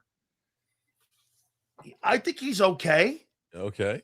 But I don't think he's exceptional. Time will tell. You think he's exceptional? Offense. Listen, last year he had to play the game and let Jerry Jones's guy fall flat on his face. I get it, but to Philly's point, a lot of that is playing a lot from behind. Okay. Putting up a lot of numbers from being behind. We'll see. All right. No. Listen, I'm just saying. Or I'm not sure if it was always playing from behind or playing in a track meet. There's a difference between the two. Do you think Brian Schottenheimer is an NFL head football coach, or do you think he's a really good coordinator? I think he's an NFL coach. I see the way this. I asked you thought he was a really good NFL head coach. He's had one season so far. I think he's going to be. I think he is a really good coach, and time will tell because his stamp is all over this defensive coordinator and the staff there. Here's why Sirianni's got problems in Philly. It's because when you think of the Philadelphia Eagles, in the face of the Eagles, you know what you think of? You think of Howie. In Philly, when all the things go well, Howie gets the credit. When all the shit hits the fan, Sirianni gets all the shit. The face of that franchise is not the coach. The face of that franchise is the general manager. I agree. And to me, the criticism's actually fair. I actually think it's fair. Like, I think Nick deserved a lot of the blame for last year. You don't think he really did enough with the with the talent level here? Dak has had 4,030 touchdown seasons on teams with winning records in those years. The Cowboys were playing with leads. Okay. I'm saying the last couple of years here, they've been playing a lot from behind. And it's so great. And then he goes to the playoffs. So what does he do? I think he forces the ball. I think Josh Allen. I think Lamar. I think they all force the ball. I do. My boy don't. My boy goes and plays. No, your boy can have 73 yards passing. My guy's best 2 games of his career is the Super Bowl. How about this, Mark? I mean, how many guys can say that? Mark, have you ever times seen a playoff game where a quarterback has 75 net passing yards and they Are win? you talking about a game in which the whole second half was full of snow? Come on, dude. It was snowing. What do you think he's going to do? Yeah, and get this, Stafford had 400 yards passing in that game. Guess what? And he didn't need to do anything more. They won. See, how many turnovers did he have? That's my point. He didn't need to do anything. That's right. He didn't need to do. He did enough with what he had to do. The quarterback, Mark. That game, that's such a horrible game, by the way, to throw him, because the guy hurt his leg in that game. They gave him drugs at halftime. You saw him smiling, and it was snowing. Stafford's got an incredible arm, but Mark, he didn't do much until the last 3 minutes. You could have got the Army quarterback to play for the Eagles in that game. Yeah. Just start cooking Wednesday, Mark. Just start cooking Wednesday. Oh, boy. Hey, Philly, last one here, man. Philly, Thanksgiving, dude. What do you think? Yeah. What do you think of the Thanksgiving game? I think it's going to be. I'm going to be loving life.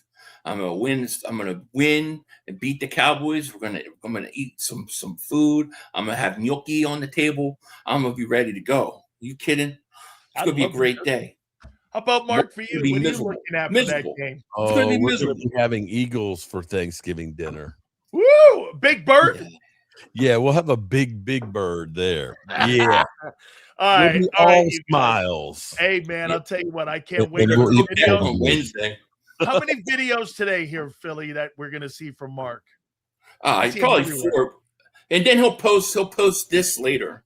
So he'll repost this later and have some 500 does something. You know, it'll be something ridiculous. I'm sure Mark will probably want to show us his closet later. So he'll probably do a video about that. Show us his closet. Hey, guys, this is my closet. Mark Holmes here. I'm in this closet thinking about being in a box. Dak Prescott's been in a box his whole career, and it's just isn't fair.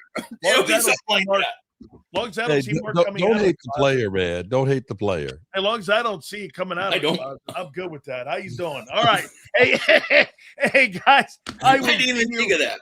Make sure you guys please check these fabulous content creators out. They are spectacular friends. Send them Wednesday invitations out, Mark. Wednesday invitations, Mark. Wednesday invitations. Lordy. You ain't going to be having. I don't want you to ruin your Thanksgiving. You're going to ruin your Thanksgiving if you eat on Thursday. It's going to be horrible. We always eat before the Cowboys game anyway. Okay. Oh, big old turkey leg, and after. I can say Mark's going to have eaten. You know what's going to happen, right? Dallas is going to be losing. Mark's going to eat more. This is what I would suggest for the three of us. Turducken. There you go. We should get some turducken for the annual. Let's do it. This is going to be, by the way, the ratings for this thing's going to be so freaking insane. Yeah, 57 million last year with Kansas City. So we're looking at 60 million with Cowboys. Oh, you're looking north of 60. That number's going to be high, especially if the Eagles and Cowboys both are in this thing. That thing could get 70 million people watching that thing. And there's Philly telling you, make sure you eat on Wednesday, dude, because you don't want you to be with an upset stomach. I don't want you to be sad. I don't want you to be sad. I don't want his Thanksgiving ruined. All right, man. Guys, I love you guys, man. Thank you so much. Love you. Thank you. See you guys. Great, Mark. man. Appreciate you guys, man. You guys are wonderful, man. Great stuff as always. Yes, sir. Yes. I'm looking forward to this, my friends. Sills, you changed up the question, which quarterback in the NFC East, not the NFL. No, I took it from the voice of Philly. It was all NFC East. That's what it was, my friend.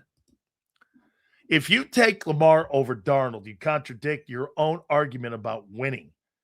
If it's about winning, then you take Dilfer over Lamar. Yeah, that's right. If this is all about winning, you take Trent Dilfer over Lamar Jackson. Yes.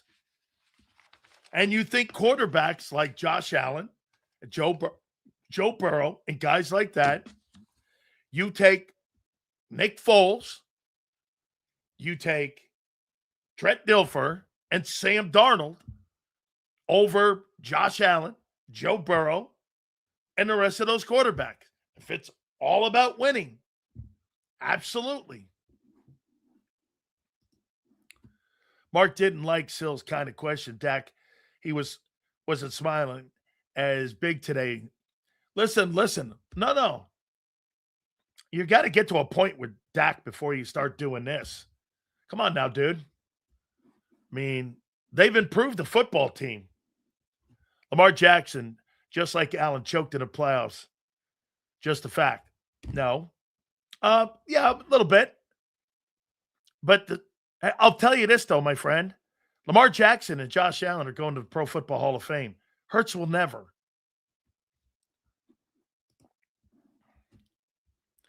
Lamar Flowers fumbles out of the end zone, and Andrews dropped the ball. Context matters.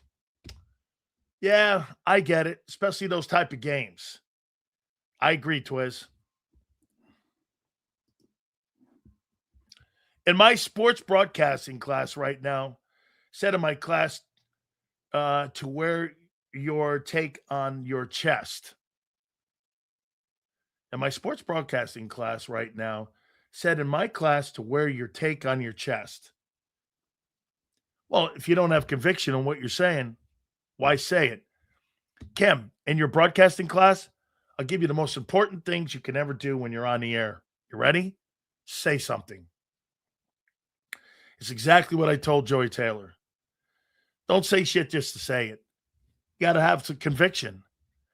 I have opinions. I don't have conversation about an opinion. I either give you my thoughts or I don't. Because you know why most of the time, Kim? Anytime you have an opinion, it will be challenged.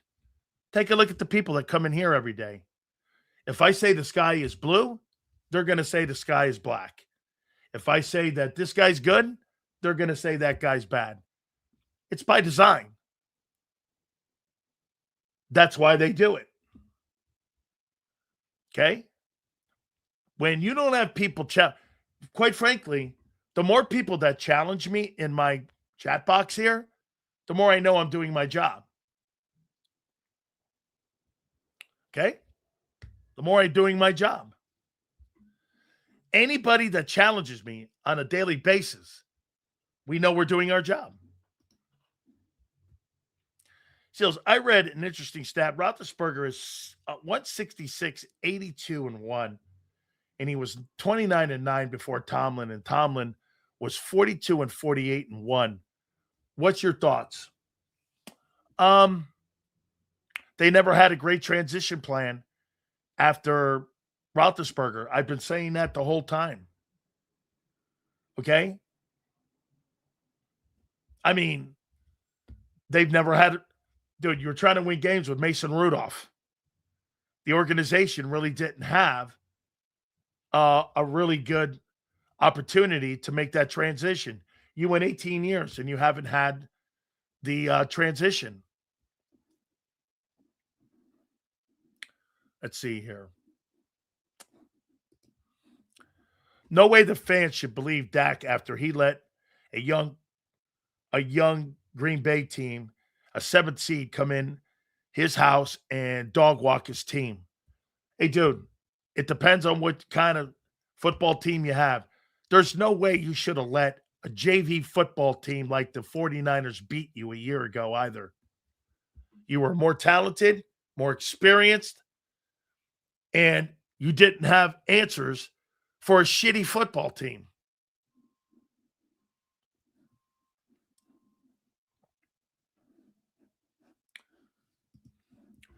Sills, it's also your job to be controversial.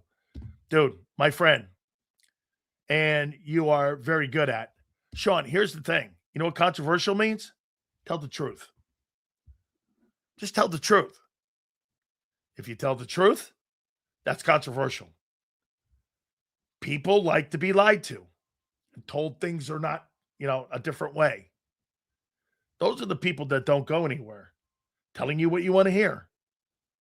Telling you what you want to hear versus telling the truth are two different things. Okay? Just say what's going on. Like when you point out that the Eagle offensive passing game for 5 years has been dog shit, and this is why they're making all these moves, people don't want to hear that. Well, that's a fact. Those are all facts. That's not. I've pointed them out as a unit. And this is why, by the way, AJ doesn't want to be here. If you're such a great-looking new passing team, why in God's name would one of the top passers not want to stay here? Makes the money. He's got the wins. He's got the accolades. Why would he want to be here?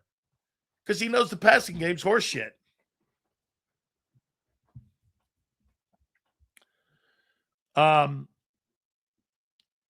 Comparison to where the Dallas team thought they were and the Walking Dead Eagles were.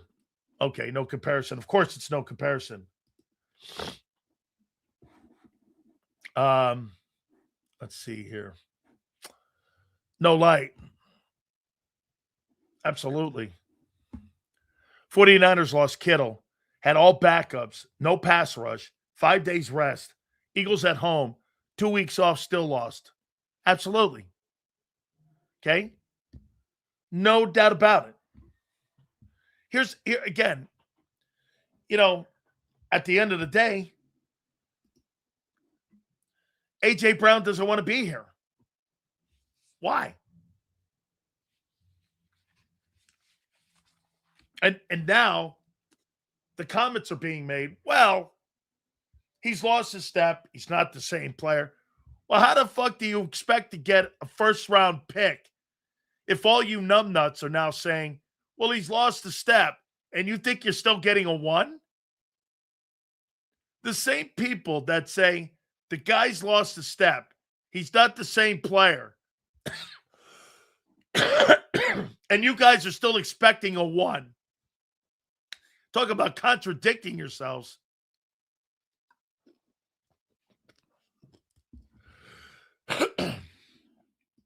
Hey, we're going to get a 1, but the wide receiver sucks.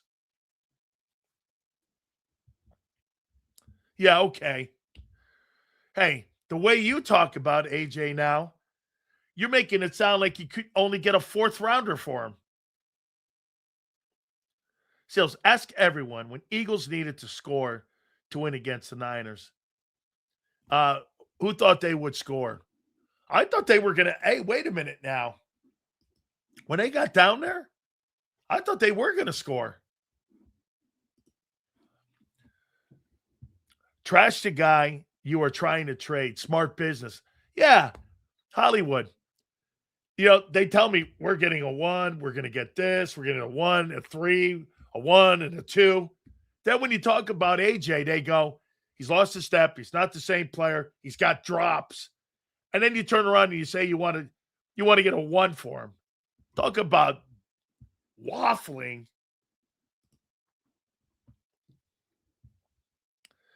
Seals, the answer's simple with Brown. He was dropping the ball in clutch situations. Okay, go watch the tape. Well, how the fuck are you going to get a 1 for a guy, in your opinion, if he's dropping the football in clutch situations?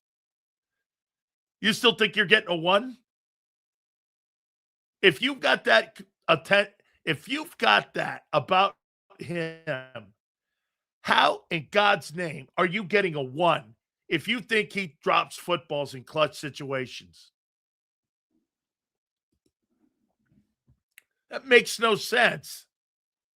Hey, he sucks, but we're getting a 1. I mean, what are you talking about here?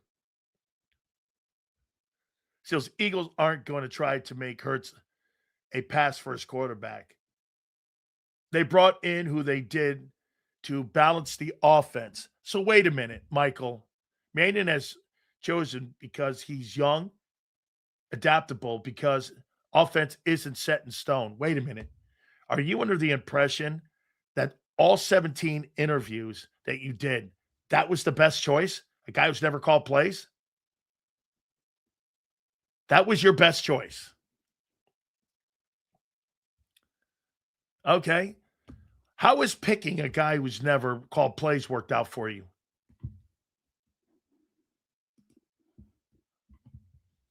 I've never seen a fan base starve for attention so bad with media.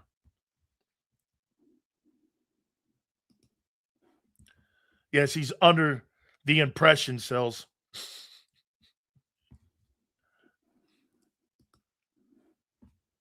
Despite his drops, Eagle fans still want him back. Of course they would. They make your football team better. No question about it. Get this. Lemon doesn't make your football team better than A.J. Brown does. God.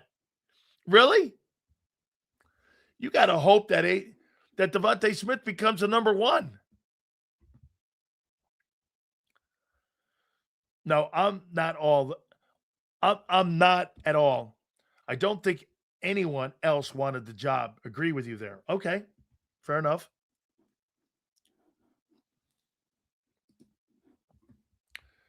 You keep saying that like Dallas isn't relying on first-time coach on defense. Who said that I said that Christian Parker's going to be a great coordinator? When did you ever hear me say that? Like ever? I've never said that. I don't know. How the hell would I know? Unlike many people, Lou, I use the same metric for like everyone. I don't know if Christian Parker's going to be a good coach or not. I have fucking no idea. No idea. Do I think he's going to bring a lot of Vic stuff with him? Probably. We'll see. The Eagles wanted Daboll, but Daboll didn't want the Eagles. Correct, because Robert Saleh was a defensive-minded coach in Tennessee. Brian Daboll's going to be able to run his own ship in Tennessee.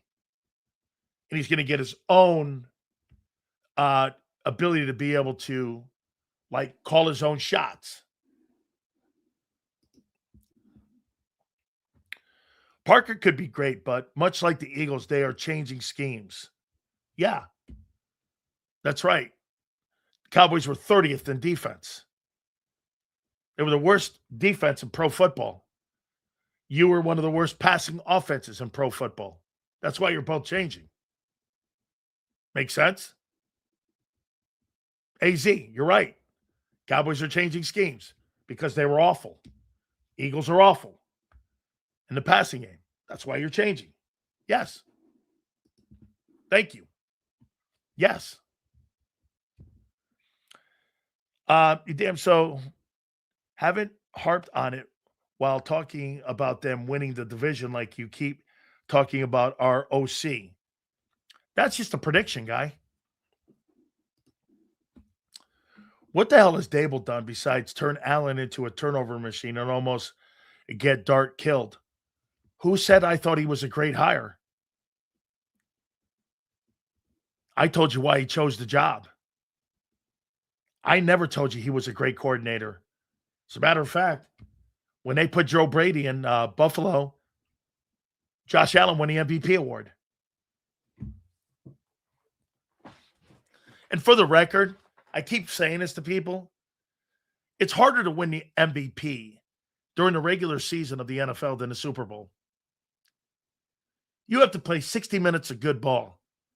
In the NFL, you got to play 7 months of great football and consistent football at that position or any position, D-court, defense, of line, defensive player of the year. I told you 33 players have won the Super Bowl MVP that are not Hall of Fame players. 33. Over half of the Super Bowls have been won, MVP award, have been won by players that are not Hall of Fame type players. Put that in context. There's been 60 of them. 33 of them have not been Hall of Fame players.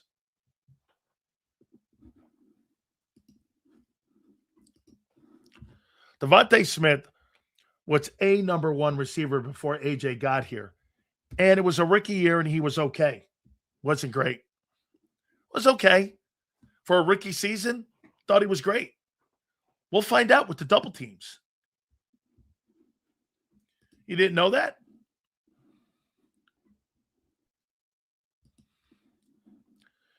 Here we go again. As fans of a team, you want championships, not MVPs.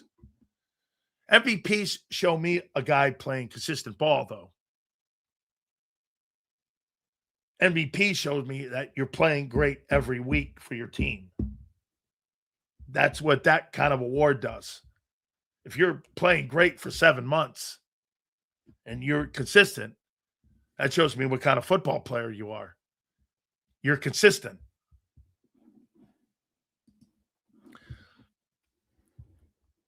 Let's see here.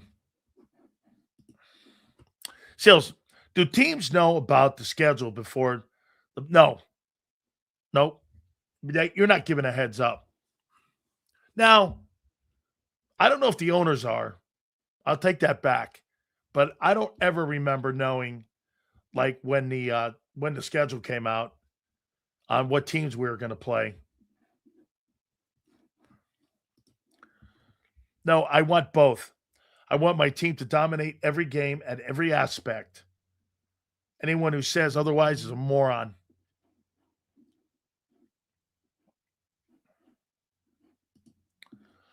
How many times in the last 10 years did the MVP in a regular season win the Super Bowl? Probably not very many. It takes a team to win a Super Bowl, dude. Absolutely. Takes a team.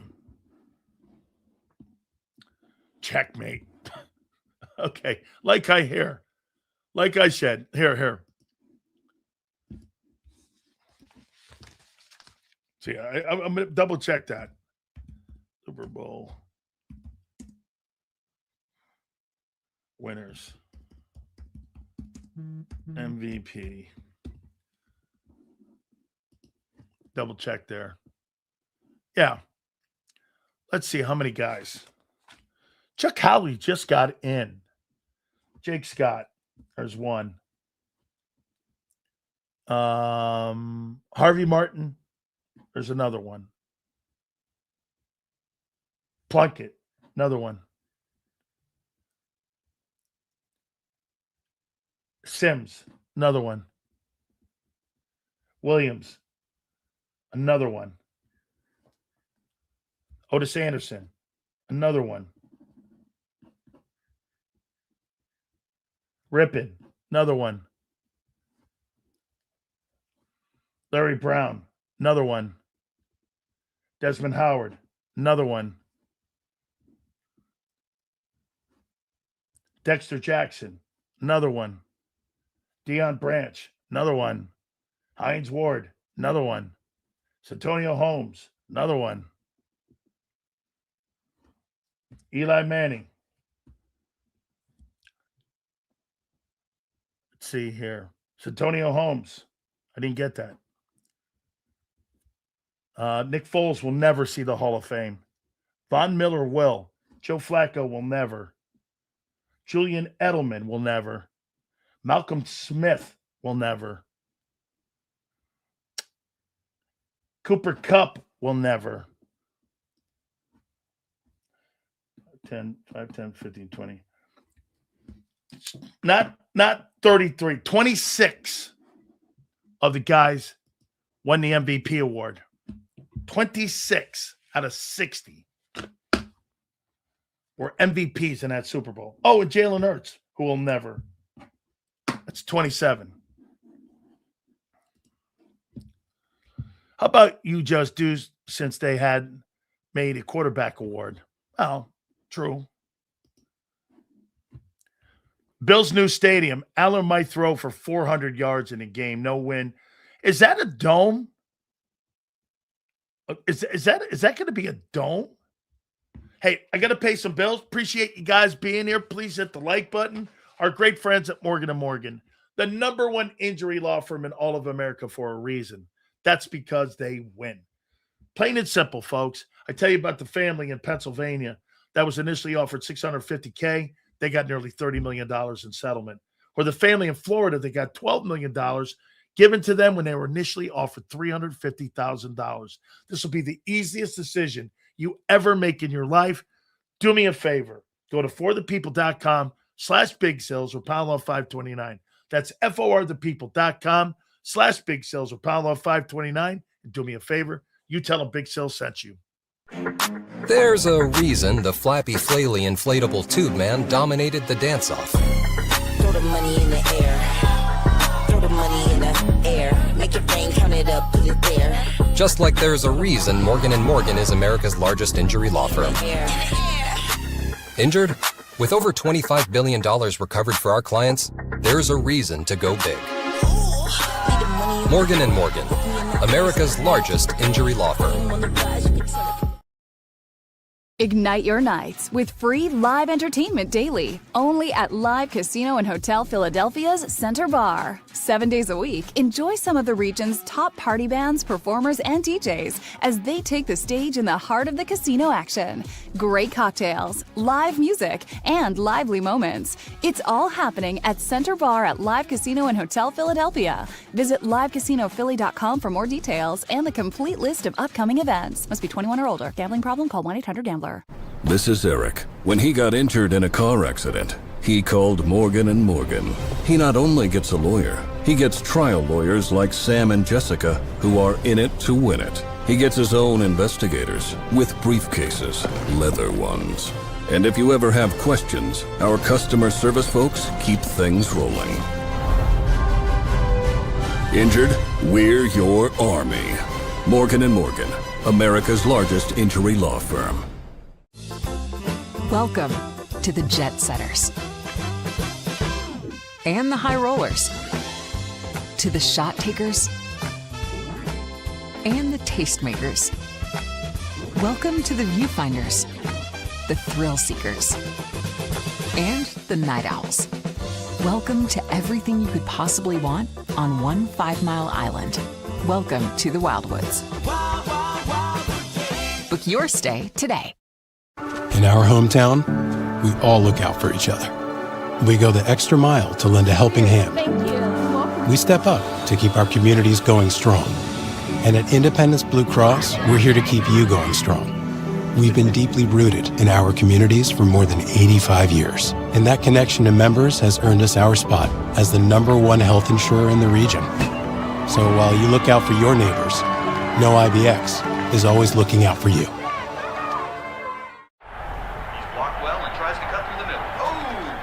Your gut says Miami is going to win, and you should take the over. Your gut also said your NFT selfies would only go up in value. They didn't.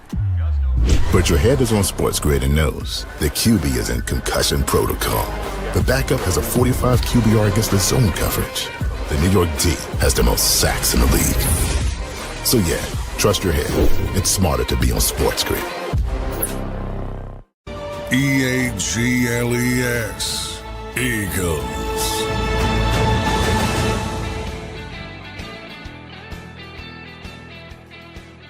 So, new teams are in the A.J. Brown sweepstakes. The San Francisco 49ers. And as we told you, the Chiefs for A.J. Brown. So A.J. Brown is going to get suitors. This thing's going to heat up more. Wow. A.J. Brown with the 49ers and Kyle Shanahan. Boy, if that doesn't make him feel good. You imagine Kyle Shanahan with A.J. Brown. Holy shit. And Brock Purdy spreading the ball around. And going to him, Evans. Kittle won't be there till midseason, I don't think. McCaffrey with Kyle Shanahan. Holy shit. A.J. Brown would have 1,800 yards if he went to San Francisco in that offense. How many yards did they have passing a year ago between the two quarterbacks? Let me see. How many yards did they throw for? Let's see. They had two quarterbacks that ended up like having a better year than the Eagles a year ago.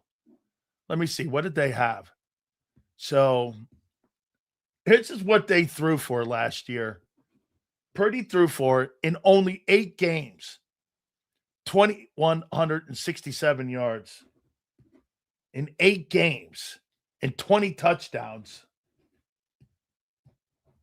And Mac Jones threw for 2,151. And how many TDs? He had 13. So they threw for 4,300 yards and 33 touchdowns between the two quarterbacks. 43-18 and 33 touchdowns with 16 picks and a 98 rating. 574 attempts, 398. Oh, my God. McCaffrey was special last year, man. You put him in that offense. Man, A.J. Brown at San Francisco would be insane. Okay? Be insane. He'd be insane there. A.J. was going to be a Patriot. You said it was. I didn't say. I told you this. It's a done deal unless other teams parachute in. I still think it's New England. That just makes it a 1 with New England. Who said those other teams are giving up a 1? I'm not telling you that I don't think. I've not wavered. AJ has no interest in being at peace. He wants the ball. How you doing? I thought AJ doesn't fit a West Coast offense. He doesn't move. Yeah. Well, Kyle Shanahan is actually a savant at getting the football to players, and figuring out like they did with Debo. There's actually some offensive genius to the guy. Okay? Let's take a look at this here, too, on how incredible. A guy who was the last player taken in the draft, and Brock Purdy. And the last player taken.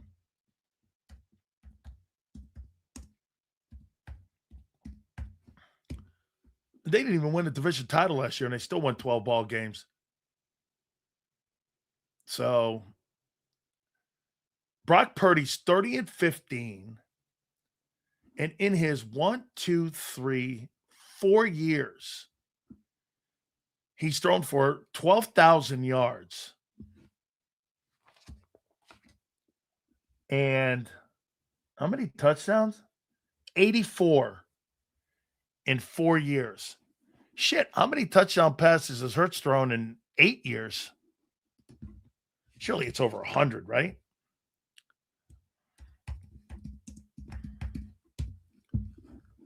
He's got to throw for over 100. 110 in 6 years. Purdy in 4 years is 84.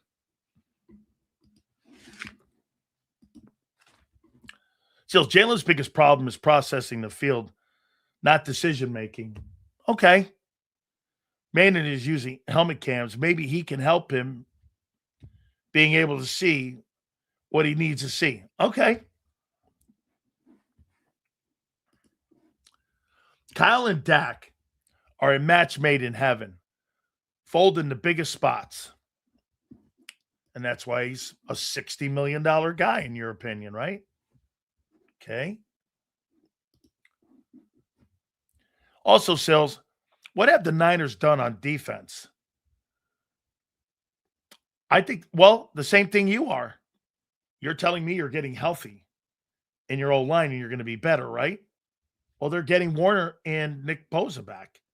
What's the difference? What's the difference, Sean? You just got through telling me you guys are going to be better offensively because you're going to be healthier. Why wouldn't the 49ers be healthier? Because they're getting healthy or better. Seals, what do you think? Fire Sirianni, hire Vrabel, makes that's funny. 49ers do have $71 million in cap space. That's great. Be able to do some stuff with that. Hurts always leaves with his tail tucked when the 49ers go marching into the link. I don't know about that. After that one game, the NFC Championship game, dude, 49ers got their asses beat up in that game. That was more defensively, but they still got beat up in that football game. The difference is the Eagles have a legit secondary. Yeah. Correct. Desmond's a good player. Desmond's a good football player, dude. He can play. I mean, that was a fluke that Purdy went down early. I think Purdy's got a winning record against the Eagles, if I'm not mistaken. Brock Purdy's a good. By the way, here's the thing, Nad. They want Hurts to play like Brock Purdy now.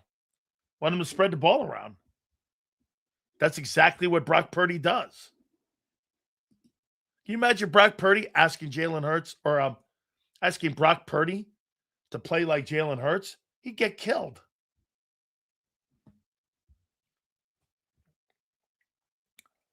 Purdy, yeah, man, he got killed in that game by Hassan Reddick.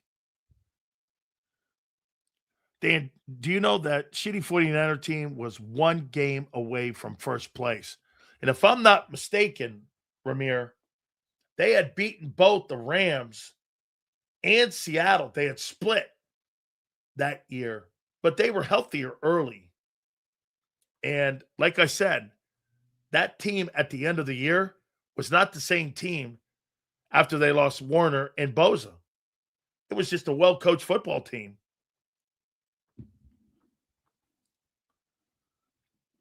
Well, you're okay. That wasn't a fluke. Purdy is an average quarterback at best. You see what he just did here? Okay. If you have that notion, average quarterbacks can take teams to Super Bowls, right, Sean? Sean, right? With your mentality, Sean, an average quarterback can take a football team to a Super Bowl, right? Purdy's taking a team to the Super Bowl, and he's average. In your eyes, Brock Purdy's average. Is that correct? So you're saying an average quarterback can take a team to a Super Bowl. Is that correct? Is that right? I think right here, Sean's just telling you, you don't need to be exceptional at quarterback to take a team to a Super Bowl. Okay. All right, then. Nick Foles is an average quarterback. Nick Foles won one. He's a journeyman. He wasn't a consistent starter in the NFL. He was a journeyman. Right? Jeff Hostetler, too. Average quarterback. He won one.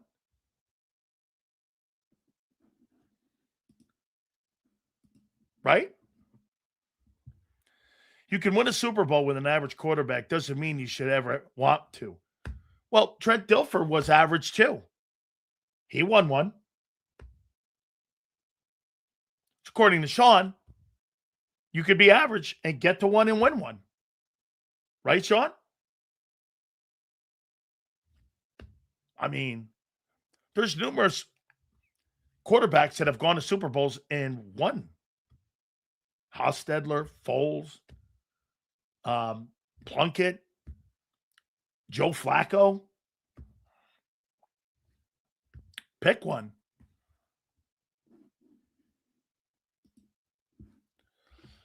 The same Purdy that knocked your sorry-ass Eagles out of the wild card.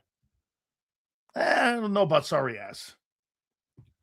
Yeah, it's a great take. Brad Johnson, he's an average quarterback. He won a Super Bowl. Both those guys. Sean's right. It's not wrong. I'm not ripping his take. He actually finally comes to understand you don't have to be exceptional to go to a Super Bowl or win it. Those guys aren't exceptional players. And Brad's a friend.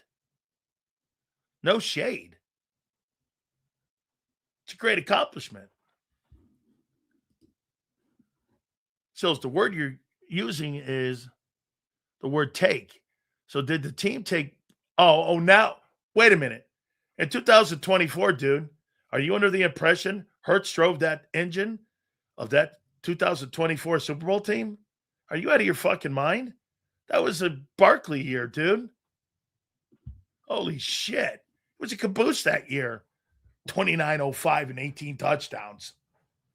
Got to the game and played well in it, man. He really did. I thought he played better in the Super Bowl he lost. I mean, don't kid yourself. It was a caboose in 24.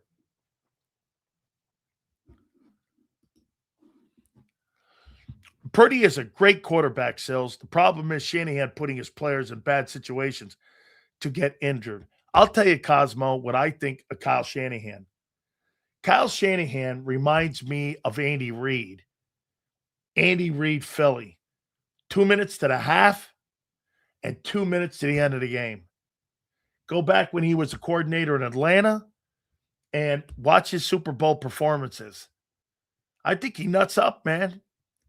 Going into the half and end of ball games.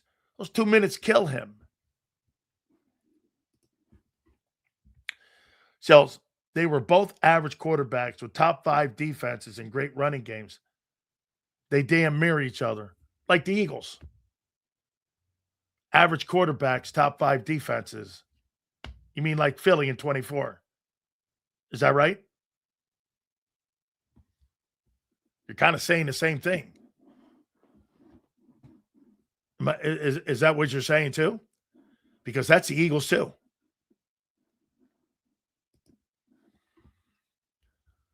Maybe even Seattle. 49er fans are Cowboy fans of the West Coast. Ain't done shit since the 90s, but keep talking like they're hot shit. They're a good football team. But they do have to get over. Okay, fair enough? Yeah, man.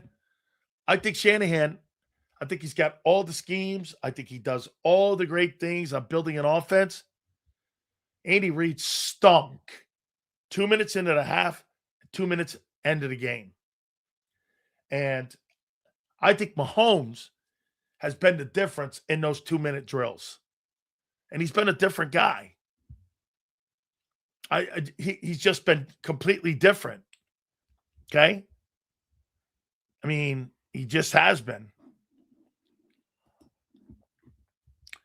Not even a touchdown in the divisional round is crazy work. How about this? This past playoffs, the one thing Darnold did exceptionally well, he had no turnovers. Risk averse. They told him. Same thing they told Hurts. Don't turn the ball over. That's exactly what he did. He didn't turn the ball over. He had no turnovers in the playoffs. Make your 2 to 3 in the Super Bowl appearance, but don't talk. Don't. getting shut down by the 49ers practice squad. Yeah, that's been my take. I mean, you shouldn't have been beat by that football team. You were better. Sills, you think Mahomes bounces? Yes. I think the Kansas City Chiefs, if you look at it, I think they're one of the favorites to win the Super Bowl this year. Too much. I think they'll bounce back. But here's the thing. You're in a pretty tough division now. Chargers are getting better. The Broncos are getting better and stronger. And I think the Broncos are more physical. I think the way you beat the Chiefs is how the Eagles showed them and how to beat the Chiefs. You know how you beat the Chiefs? You beat them up. And you're more physical. To beat the Chiefs, you got to beat them up. And that's what Philly did. They beat the shit out of them. Remember something, though. 7 straight AFC championship games the Kansas City Chiefs had gone to. 5 Super Bowls, 5 AFC championships, and 3 Super Bowl wins with 3 Super Bowl MVPs. Mahomes has done incredible. It's one of the best runs that we've seen in the last 35, 40 years. 7 straight conference championship games. Every single year, outside of this last year, that Mahomes is a starter, he went to the conference finals. That's like LeBron stuff. I mean, that's LeBron James shit. I mean, 3 Super Bowl MVPs and 5 Super Bowl appearances. And the guy's a generational player. It's just that good. Just because we're in the 49ers, anyone else think Alex Smith got screwed the year he was replaced by Kaepernick? Kaepernick gave Harbaugh, Jim Harbaugh, more versatility in the run game. That was one of the greatest playoff performances. I can't think, was it Atlanta or Green Bay? He went for over 240 yards, throwing the ball and rushing, like 180 rushing. He was fucking electric in that game. I actually thought Kaepernick was not a bad football player. I didn't think Colin Kaepernick was bad. I didn't. A lot of people think that he was bad. Yeah, I didn't think he was. I think the football team around him with Trent Baalke, the coordinator or general manager, and I think the organization started going the other way. I'll tell you after this year. If I think that Will Anderson, in my opinion, will be better than Micah Parsons. I told you that last year, that Anderson in the next 4 years is going to be better than Micah Parsons. That's why the Texans gave him that money, deservingly so. I can't believe how bigger he's gotten since Alabama. He was a lean dude at Alabama. You look at him now, he's a horse. And he hums off that corner, man. Plays the run exceptionally well. Drops in coverage. There's nothing that dude can't do. He is a great-looking prospect, man. That guy can fucking play. That's Nick Saban's best defensive football player he's ever coached. It's the best college player he's ever had. That guy is some football player. You know, you put the tape on with him and you watch him play, utterly insane. And now you see where he's gone and what he's doing. It's even more insane. All right, guys, do me a favor. Check out my friends at Morgan & Morgan, the #1 injury law firm in all of America for a reason. This will be the easiest decision you ever make in your life. If you're ever hurt or injured on the job, do me a favor. Check out my friends, John and Ultima Morgan. Put this firm together for one reason. That was to defend American families across this country. Go to forthepeople.com/Big Sills or #529. That's forthepeople.com/Big Sills or #529 And do me a favor, you tell them Big Sil sent you. There's a reason Detective Johnson is the gossip king. Oh, did you hear? Jackie and Tom are getting a divorce? Sad. Well, I heard that Ashley had work done on her face? Yeah, oof. Just like there's a reason Morgan & Morgan is America's largest injury law firm. Injured? With over $25 billion recovered for our clients, there's a reason to go big. Bathroom? Okay. Morgan & Morgan, America's largest injury law firm. Oh, okay. Ignite your nights with free live entertainment daily, only at Live Casino and Hotel Philadelphia's Center Bar. 7 days a week, enjoy some of the region's top party bands, performers, and DJs as they take the stage in the heart of the casino action. Great cocktails, live music, and lively moments. It's all happening at Center Bar at Live Casino and Hotel Philadelphia. Visit livecasinophilly.com for more details and the complete list of upcoming events. Must be 21 or older. Gambling problem? Call 1-800-GAMBLER. This is Eric. When he got injured in a car accident, he called Morgan & Morgan. He not only gets a lawyer, he gets trial lawyers like Sam and Jessica, who are in it to win it. He gets his own investigators with briefcases, leather ones. And if you ever have questions, our customer service folks keep things rolling. Injured? We're your army. Morgan & Morgan, America's largest injury law firm. Welcome to the Jet Setters and the High Rollers, to the Shot Takers and the Tastemakers. Welcome to the Viewfinders, the Thrill Seekers, and the Night Owls. Welcome to everything you could possibly want on one 5-mile island. Welcome to the Wildwoods. Book your stay today. In our hometown, we all look out for each other. We go the extra mile to lend a helping hand. We step up to keep our communities going strong. And at Independence Blue Cross, we're here to keep you going strong. We've been deeply rooted in our communities for more than 85 years. And that connection to members has earned us our spot as the #1 health insurer in the region. So while you look out for your neighbors, know IBX is always looking out for you.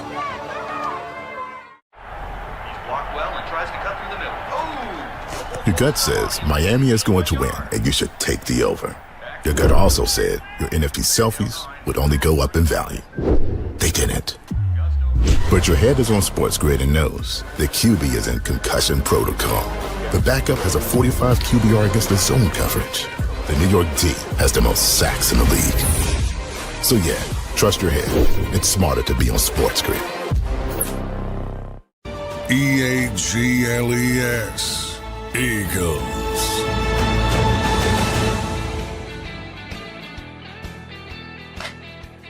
We will find out about the schedule tomorrow. We'll be able to take a look at that and look at, where the tough stretches are going to be. Also this too, when it comes out, take a look at where your bye is and where that bye comes out. So I think, again, we'll probably get a little bit more, but I think that's going to be probably after the show. So we'll know more on Friday probably. But again, probably some of this stuff will get leaked out as we move forward into the day. So, guys, I appreciate you. Please hit the like button. 2 to 6 tomorrow, and we shall see you on the flip side.